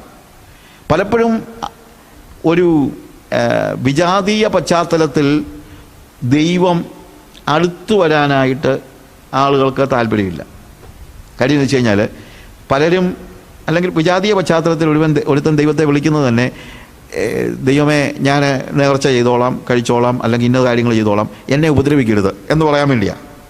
അതായത് ഞാൻ ജീവിച്ചോളാം, വലിയ കുഴപ്പമൊന്നുമില്ലാതെ ഞാൻ കാര്യങ്ങളൊക്കെ ചെയ്തോളാം, പക്ഷേ എന്നെ ഉപദ്രവിക്കാൻ വരരുത്. അതിനാണ് ഈ നേർച്ച കാഴ്ചകളും കുറച്ച് നന്മ പ്രവൃത്തിയും എല്ലാം ചെയ്യുന്നതിനാണ്. ദൈവം ഉപദ്രവിക്കാതിരിക്കാൻ വേണ്ടിയാണ്, അല്ലേ? ഇന്ന് വന്ന് ചിലപ്പം വിശ്വാസികളിലും അങ്ങനെയൊക്കെ ആയിട്ടുണ്ട്. കാര്യം ഗൈഡൻസ് ഒന്നും ദൈവത്തോട് ചോദിക്കുകയോ ദൈവം അറിയുന്ന അതൊന്നുമല്ല. കർത്താവേ, എനിക്ക് നല്ല ജോലിയുണ്ട്, കാര്യങ്ങളുണ്ട്, പ്രശ്നങ്ങളൊന്നുമില്ല, മക്കൾ പഠിച്ചുകൊണ്ടിരിക്കുക, കാര്യങ്ങളെല്ലാം നന്നായിട്ട് പോകുന്നു, പിന്നെ ഇതിനിടയ്ക്ക് നീ ഉപദ്രവിക്കാൻ വന്നേക്കരുത്, അതിന് വേണമെങ്കിൽ ഞാൻ ആരാധനയ്ക്ക് വന്നോളാം എന്ന് പറയുന്നവരും ഉണ്ട്. വേണമെങ്കിൽ സ്വത്രാഴ്ചകളും വടക്കേ ഇന്ത്യയിലെ സുവിശേഷ വിലയ്ക്ക് വേണ്ടി ഇച്ചിരി പൈസയും കൊടുത്തുന്നിരിക്കും. എന്തിനാ? ദൈവം ഈ കാര്യത്തിലൊന്നും ഇടപെടാതിരിക്കാൻ. അതായത് അവരുടെ ജീവിതത്തിന് രൂപാന്തരം വരുത്തുന്ന കാര്യം. ഇപ്പോൾ പലപ്പോഴും ഉണ്ടാകുന്ന ഒരു പ്രോബ്ലം ഇതാണ്. ഇപ്പം നമ്മൾ വന്ന് പ്രസംഗിക്കുമ്പോഴും ആൾക്കാരുടെ ചിന്ത എന്നറിയാമോ? വന്നിരുന്ന് തന്നേക്കാം, പക്ഷേ രൂപാന്തരപ്പെടാനൊന്നും പറയരുത്. രൂപാന്തരപ്പെടേണ്ടാത്തതായ ഏത് സന്ദേശവും കേൾക്കാൻ ആളുകൾക്ക് ഇഷ്ടമാണ്. എനിക്ക് ചേഞ്ച് വേണ്ടാത്തതായ ഏത് സന്ദേശവും കേൾക്കാൻ ഇഷ്ടമാണ്. അതുകൊണ്ടാണ് ഈ പ്രവാചകന്മാരെ ആൾക്കാർക്ക് ഭയങ്കര ഇഷ്ടം. അവരാരും വന്നിട്ട് ഒരു ചേഞ്ച് വേണമെന്ന് പറയത്തില്ലല്ലോ. നിന്നെ വാലല്ല തലയാക്കും, 2016 9-ാം മാസത്തിൽ നിനക്ക് വേണ്ടി ഒരു നന്മ ഒരുക്കിയിരിക്കുന്നു, ഇതൊക്കെയല്ലേ ഉള്ളത്. നമ്മൾ മാറാനൊന്നും പറയത്തില്ലല്ലോ. നിൻ്റെ അസൂയ മാറിയാലേ നീ രക്ഷപ്പെടത്തുള്ളൂ എന്ന് പറയത്തില്ലല്ലോ. നമ്മൾ അസൂയയോ പകയോ പിണക്കമോ നിൻ്റെ സഹോദരിയോട് നീ മിണ്ടാത്തത് എന്തുകൊണ്ട് എന്ന് ഏത് പ്രവാചകനാണെന്ന് ചോദിച്ചിട്ടുള്ളത്? നീ കഴിഞ്ഞ 6 മാസമായി നിൻ്റെ സഹോദരിയോട് മിണ്ടാതെ നിൻ്റെ ഹൃദയത്തിൽ കൈപ്പോടെ ഇരിക്കുന്നത് ഞാൻ കാണുന്നു. അടുത്ത കാലത്ത് ഏതെങ്കിലും ഒരു പ്രവാചകൻ വന്ന് നിങ്ങൾ സഭയെ പറഞ്ഞിട്ടുണ്ടോ? ഉണ്ടോ? അതെന്താ? അതൊക്കെ ദൈവം വെളിപ്പെടുത്തത്തില്ലയോ? നിന്നെ വാലല്ല തലയാക്കുമെന്നല്ലാതെ വേറെ ഒന്നും കേൾക്കാനില്ലല്ലോ. അത് കാര്യം നിങ്ങൾക്കത് മതി, അത്രയേ ഉള്ളൂ. അല്ലാതെ ഈ പ്രവാചകന്മാരെ മാത്രം കുറ്റം പറഞ്ഞൊരു കാര്യമില്ല. ഓരോരുത്തർക്ക് വേണ്ടത് കൊടുക്കാൻ. അതിനല്ല ദൈവം വിട്ടിരിക്കുന്നത്. ദൈവം ഒരു പ്രവാചകനെ അയക്കുന്നത് മനുഷ്യർക്ക് ഇഷ്ടമുള്ളത് കൊടുക്കാനല്ല, മനുഷ്യർക്ക് ആവശ്യമുള്ളത് കൊടുക്കാനാണ്. പക്ഷേ ഇന്ന് എന്തോ പ്രവാചകന്മാർ വന്ന് മനുഷ്യർക്ക് ഇഷ്ടമുള്ളത് എന്താണോ അത് പ്രവചിക്കുന്നു. നിങ്ങൾക്കിത് ഇഷ്ടമായതുകൊണ്ടാണ് ഇവരിങ്ങനെ പ്രവചിക്കുന്നത്. നിന്റെ കൂട്ടത്തിൽ ആരാധിക്കുന്ന വ്യക്തിയുമായി നീ മിണ്ടാതിരിക്കുന്നത്, 6 മാസമായിട്ട് മിണ്ടാതിരിക്കുന്നത് ഞാൻ കാണുന്നു എന്ന് പറഞ്ഞു കഴിഞ്ഞാൽ ആർക്കാണ് ഇഷ്ടപ്പെടുന്നത്? പക്ഷെ അത് പറയുന്ന പ്രവാചകനെയാണ്, അവനാണ് യഥാർത്ഥ പ്രവാചകൻ. നമ്മുടെ കുറവുകളെ മനസ്സിലാക്കുന്ന. അപ്പോൾ നമ്മളുടെ ദൈവം നമ്മളെ മുഴുവനായും അറിയുന്നു എന്നുള്ള ധാരണ അല്ലെങ്കിൽ ആ ഒരു തിരിച്ചറിവ് നമുക്കുണ്ടാകുമ്പോൾ ഒരു വിശുദ്ധന് മാത്രമേ അത് സന്തോഷമായിരിക്കത്തുള്ളൂ. അല്ലാത്തവരെ സംബന്ധിച്ചുള്ള പ്രസംഗം കേൾക്കാൻ ഇഷ്ടമായിരിക്കും, പക്ഷേ രൂപാന്തരം ഉണ്ടാകണം. രൂപാന്തരപ്പെടുത്താത്ത ഒരു സന്ദേശം യഥാർത്ഥത്തിൽ നമുക്ക് പ്രയോജനമുള്ള ഒരു സന്ദേശമല്ല. അതുകൊണ്ട് ഈ ബൈബിൾ ക്ലാസ് വന്നു കഴിഞ്ഞാലും നമ്മളോട് തന്നെ ചോദിക്കേണ്ട കാര്യം, ഇതെന്നെ രൂപാന്തരപ്പെടുത്തുന്നുണ്ടോ? ഇതെൻ്റെ സഹോദരനെ കൂടുതൽ സ്നേഹിക്കാൻ എന്നെ പ്രോത്സാഹിപ്പിച്ചോ?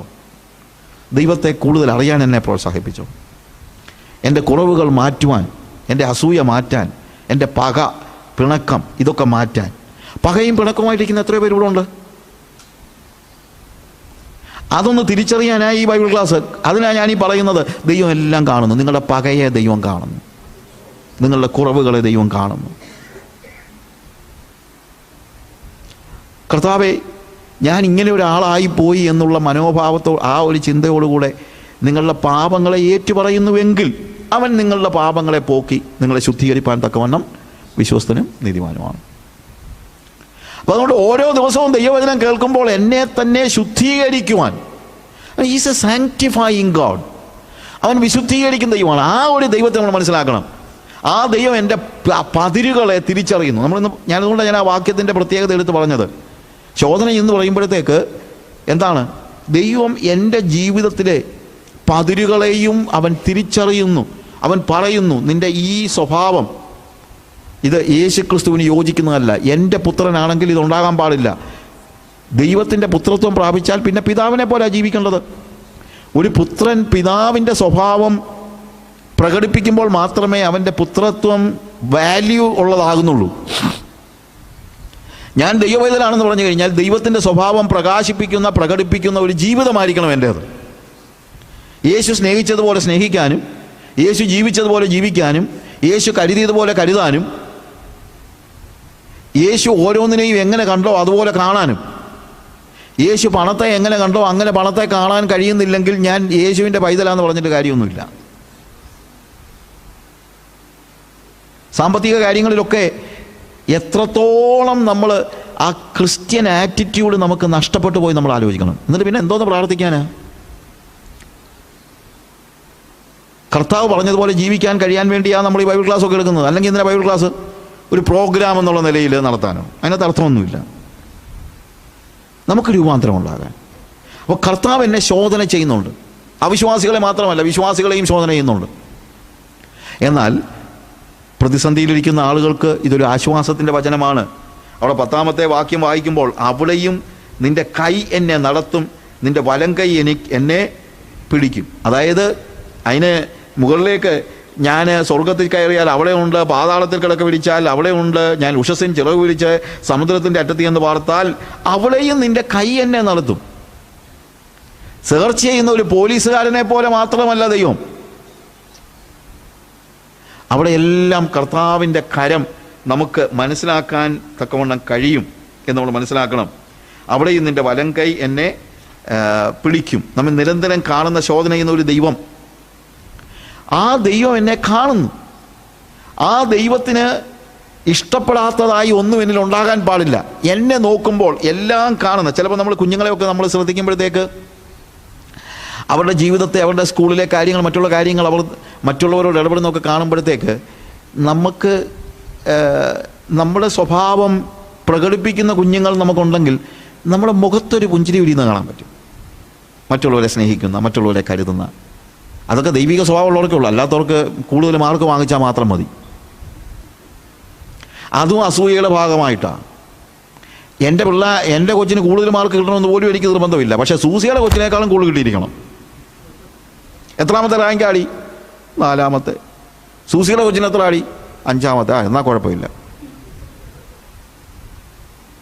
എന്ന് പറയുന്ന ഒരു വ്യക്തി ആത്മീകയായ ഒരു സ്ത്രീയോ പുരുഷനോ അല്ല. അവിടെ നിങ്ങൾ സ്പിരിച്വൽ അല്ല, നിങ്ങൾ പതിര് ബാക്കി കിടക്കുകയാണ്. അതാ കർത്താവ് ശോധന ചെയ്യുന്നത്.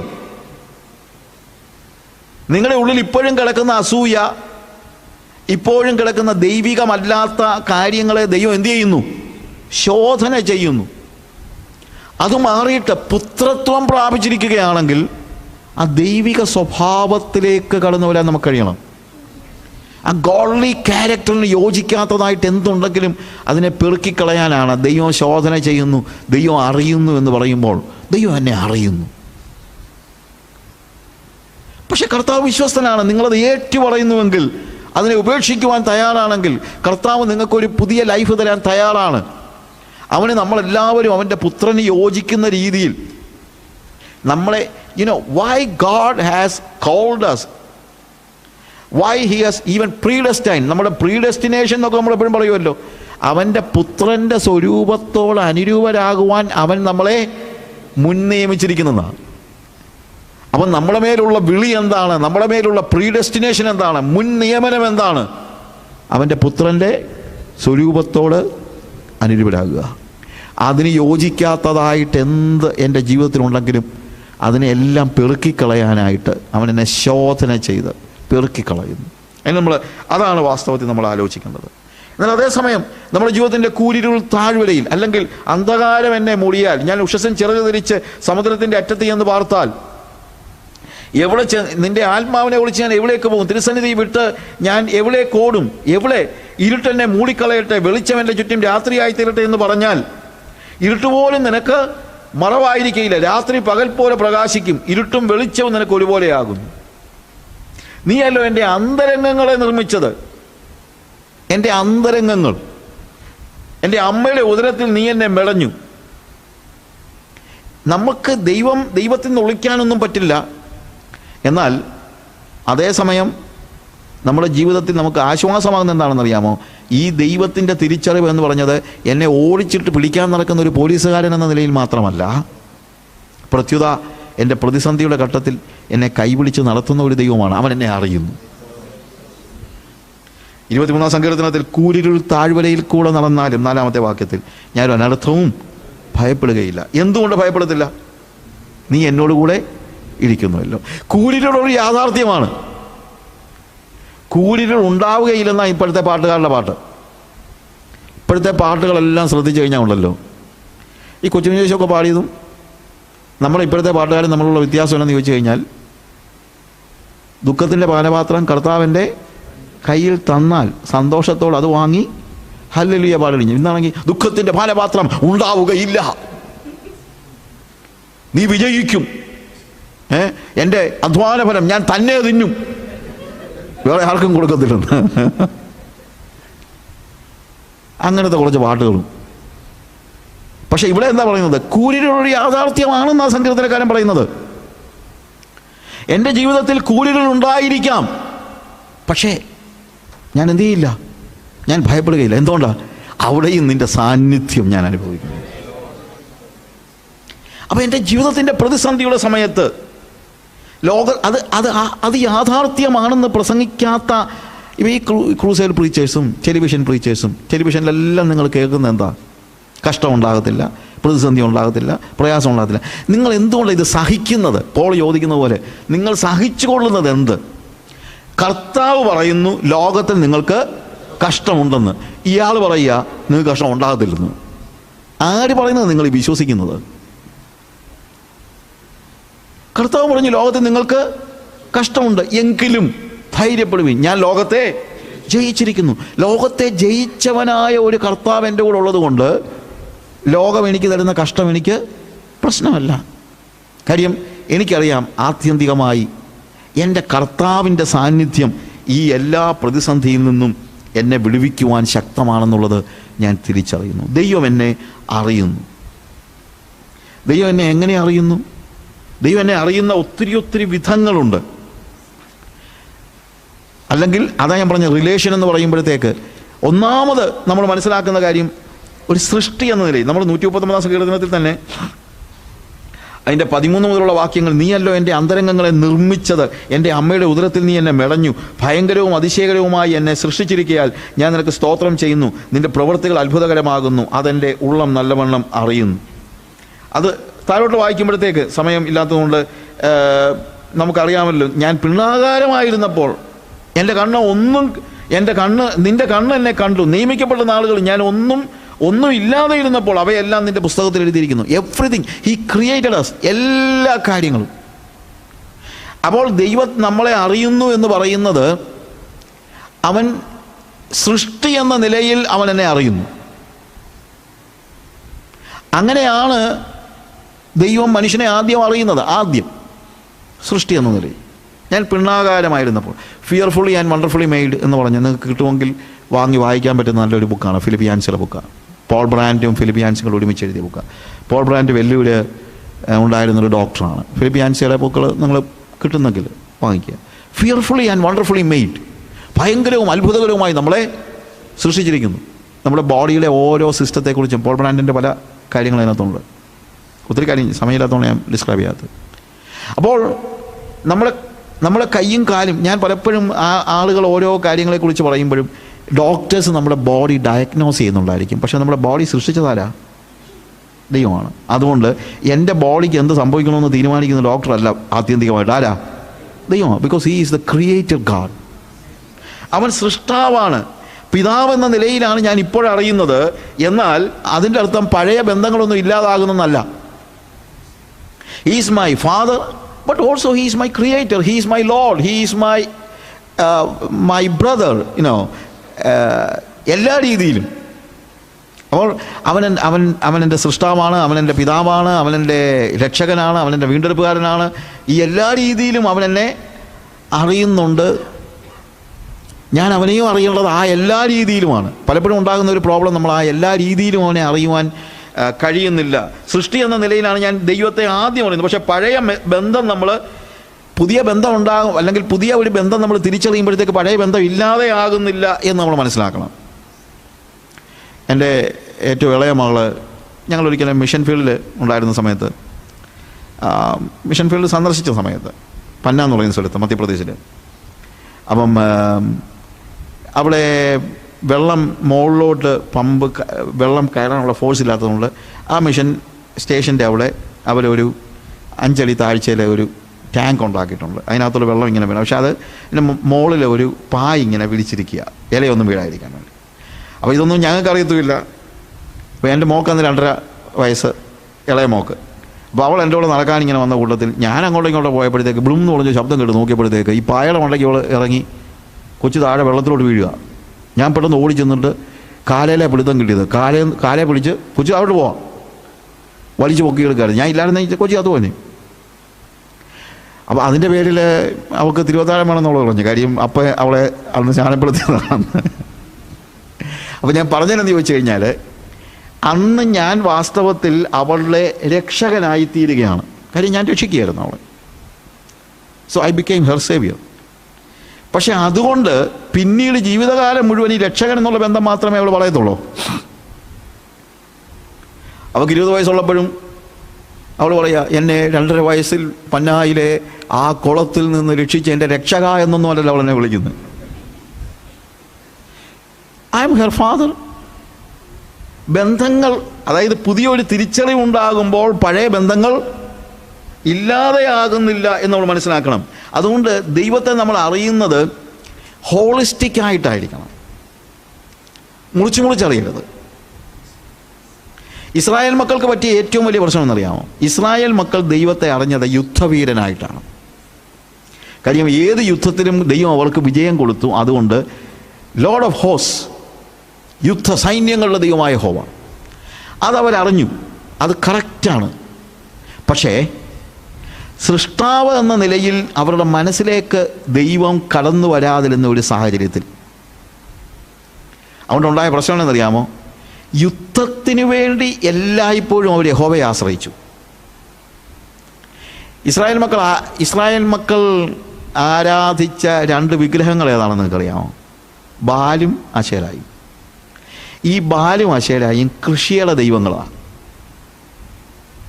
ബാലും അശേരയും യുദ്ധദൈവങ്ങളല്ല, കൃഷിയുടെ ദൈവങ്ങളാണ്. ഫെർട്ടിലിറ്റി ഗോഡ്സാണ്, ഗോഡ് ആൻഡ് ഗോഡസസ്.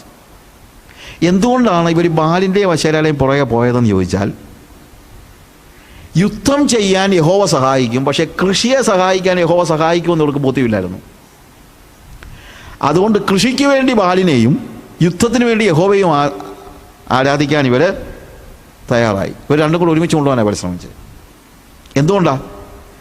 ദൈവം സൃഷ്ടിയുടെ ദൈവമാണെന്നും അവനാണ് ഒരു പുല്ല് മുളപ്പിക്കുന്നതെന്നും ഒക്കെ ഉള്ള ചിന്ത തലയിലറിയാമായിരിക്കും, പക്ഷേ ബുദ്ധിപരമായി അറിയാമായിരിക്കും. എങ്കിലും ഹോളിസ്റ്റിക്കായിട്ട് ദൈവത്തെ ആ രീതിയിൽ കാണുവാൻ അവർക്ക് കഴിയാതിരുന്ന ഒരു സാഹചര്യത്തിൽ ഇവരെന്ത് ചെയ്തെന്നറിയാമോ? ഇവർ യുദ്ധത്തിന് വേണ്ടി യഹോവയെയും ബാക്കിയുള്ള കാര്യങ്ങൾക്ക് വേണ്ടി അവർ ബാലിനെയും അശേരയും ഒക്കെ ആരാധിക്കാനായിട്ട് തുടങ്ങി. എന്നാൽ ദൈവത്തെ മൊത്തമായിട്ട് അറിയാൻ നമുക്ക് കഴിയണം. ഇന്നുണ്ടാകുന്ന പ്രശ്നം എന്ന് ചോദിച്ചു കഴിഞ്ഞാൽ, ഇന്ന് ദൈവത്തെ ഇതേപോലെ തന്നെ വീതിച്ചു കൊടുക്കുന്ന ഒരു പ്രശ്നമാണ് മീറ്റിങ്ങുകളിലും മറ്റും നമ്മൾ കാണുന്നത്. ഇന്ന് മിക്കവർക്കും യേശുവിനെ അറിയാവുന്നത് ഒരു സമ്പന്നത നൽകുന്ന ദൈവമായിട്ടോ സൗഖ്യം നൽകുന്ന ദൈവമായിട്ടോ മാത്രമാണ്. കാര്യം അല്ലാതെ ഒരു രീതിയിലും യേശുവിനെ ആളുകൾക്ക് ഇവർ പരിചയപ്പെടുത്തി കൊടുത്തില്ല. എൻ്റെ പാപങ്ങളെ ശിക്ഷിക്കുന്ന ഒരു ദൈവമായിട്ട് ആരും പറഞ്ഞില്ല. വേദപുസ്തകത്തിലുടനീളം നോക്കിക്കഴിഞ്ഞാൽ ഒരു കാര്യം നിങ്ങൾ, ഇപ്പം ഒരു ക്രൂസൈഡ് നടക്കുമ്പോഴത്തേക്ക് എന്താ സംഭവിക്കുന്നത്? ക്രൂസൈഡിൻ്റെ സമയത്ത് പെട്ടെന്ന് ക്രൂസൈഡൊക്കെ കഴിയുമ്പം ഈ പ്രസംഗിക്കുന്ന ആളുകൾ പറയുന്നത് രോഗികളായവർ മുന്നോട്ട് വന്നാട്ടെ, ഇതാണല്ലോ പറയുന്നത്. പാപികളായവർ മുന്നോട്ട് വന്നാട്ടെ എന്ന് പറയുന്നില്ല. എന്താ പറയുന്നത്? രോഗികളായവർ മുന്നോട്ട് വന്നാട്ടെ. തലവേദനയുള്ളവർ അങ്ങോട്ട് മാറി നിൽക്കുക, നടുവേദനയുള്ളവർ നടുക്കോട്ട് നിൽക്കുക, പല്ലുവേദനയുള്ളവർ ഇങ്ങോട്ട് മാറി നിൽക്കുക എന്നിട്ട് പ്രാർത്ഥിച്ചിട്ട് വിടുന്നതല്ലാതെ പാപത്തെക്കുറിച്ച് സംസാരിക്കാതെ. എന്തുകൊണ്ടാണ്? പ്രശ്നം എന്താ? യേശുവിനെ മുറിച്ചു കൊടുക്കുകയാണ്. ദൈവത്തെ മുറിച്ചു കൊടുക്കാൻ പാടില്ല, യേശുവിനെ മുറിച്ചു കൊടുക്കാൻ പാടില്ല. ഇപ്പം അതിനകത്തെ ആ സ്വീറ്റ് പാർട്ട് മാത്രം. വോൺ കാർലോസ് ഓർട്ടിസ് പറഞ്ഞൊരു വാചകം ഇതാണ്: ഈ ബ്രെഡിലെ ജാം പുരട്ടി കൊടുക്കുമ്പം, നമ്മൾ പിള്ളേർക്ക് ബ്രെഡിലെ ജാം പുരട്ടി കൊടുക്കുകയാണ്. സ്മാർട്ട് പിള്ളേരുണ്ടല്ലോ, ജാം നക്കി വെച്ച് ബ്രെഡിൻ്റെ സ്ലൈസിങ് തിരിച്ചു വരും. അപ്പം നമ്മളെന്ത് ചെയ്യും? പിന്നെയും ജാം പുരട്ടി കൊടുക്കും. ഇതുപോലെ യേശുവിൻ്റെ ആ സ്വീറ്റ് പാർട്ട് മാത്രം നമ്മളെന്ത് ചെയ്യുന്നു? ജനങ്ങൾക്ക് കൊടുക്കുന്നു. യേശുവിനെ ഇവർ കഴിക്കത്തില്ല. യേശുവിൻ്റെ സൗഖ്യം വേണം, യേശുവിൻ്റെ കാശ് വേണം, യേശുവിൻ്റെ കാറ് വേണം, യേശുവിൻ്റെ ജോലി വേണം, യേശു കൊടുക്കുന്നതെല്ലാം വേണം, യേശുവിനെ വേണ്ട. എന്നാൽ ശരിയായിട്ടൊരു മാതാപിതാക്കൾ കുഞ്ഞുങ്ങളുടെ വളർച്ച ആഗ്രഹിക്കുന്നെങ്കിൽ അങ്ങനെ ജാം തന്നെ കുഞ്ഞ് തിന്നണ്ട, ഇതിൻ്റെ കൂട്ടത്തിൽ തിന്നാമെങ്കിൽ തിന്നാൽ മതിയെന്ന് പറയും. യേശുവിനെ മൊത്തമായിട്ട് കൊടുക്കാൻ നമുക്ക് കഴിയണം. അതാണ് ഏറ്റവും ആവശ്യമായിരിക്കുന്ന കാര്യം. അതുകൊണ്ട് ഞാൻ മുമ്പേ പറഞ്ഞ വാചകം അതാണ്: യേശുവിനെ സൃഷ്ടാവായി അറിയുന്നു. സൃഷ്ടാവായി അറിയുന്ന അവിടം തൊട്ടാണ് ബാക്കിയുള്ള കാര്യങ്ങൾ തുടങ്ങുന്നത്. അവനെ വീണ്ടെടുപ്പുകാരനായി അറിയുന്നു, അവനെ രാജാവായിട്ട് അറിയുന്നു, കർത്താവായിട്ട് അറിയുന്നു, അവനെ സഹായകനായിട്ടും അറിയുന്നു, കംപ്ലീറ്റ് ആയിട്ട്. എന്നാൽ സൃഷ്ടാവായിട്ട് അറിയുമ്പോൾ, ഞാൻ ആ വാക്കും കൂടെ പറഞ്ഞ് എൻ്റെ വാക്കുകൾ അവസാനിക്കട്ടെ. First of all, God created everything. സൃഷ്ടി എന്ന നിലയിൽ ദൈവം എന്നെ അറിയുന്നുണ്ട്, പക്ഷേ സൃഷ്ടാവെന്ന നിലയിൽ ഞാൻ അവനെ അറിയണം.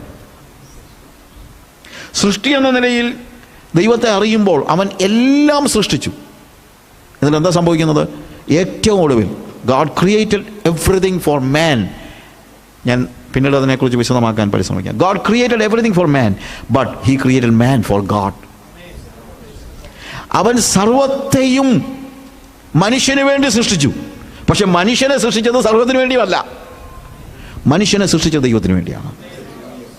അതുകൊണ്ടാണ് ഞാൻ പറഞ്ഞത്, സൃഷ്ടാവെന്ന നിലയിൽ അറിയുമ്പോൾ അവൻ എന്നെ സൃഷ്ടിച്ചത് അവന് വേണ്ടിയാണെന്നറിയണം. He created me for him. He created everything for me, but he created me for him. സർവത്തെയും അവൻ എനിക്ക് വേണ്ടി സൃഷ്ടിച്ചു, പക്ഷേ എന്നെ അവന് വേണ്ടി സൃഷ്ടിച്ചു. എൻ്റെ അറിവ് പൂർണ്ണമാകുന്നത് എപ്പോഴാണെന്നറിയാമോ? ഞാൻ അവന് വേണ്ടി സൃഷ്ടിക്കപ്പെട്ടവനാണെന്ന് അറിയുമ്പോഴാണ്. ഞാൻ അവന് വേണ്ടി സൃഷ്ടിക്കപ്പെട്ടവനാണ്. ഹല്ലേലൂയ.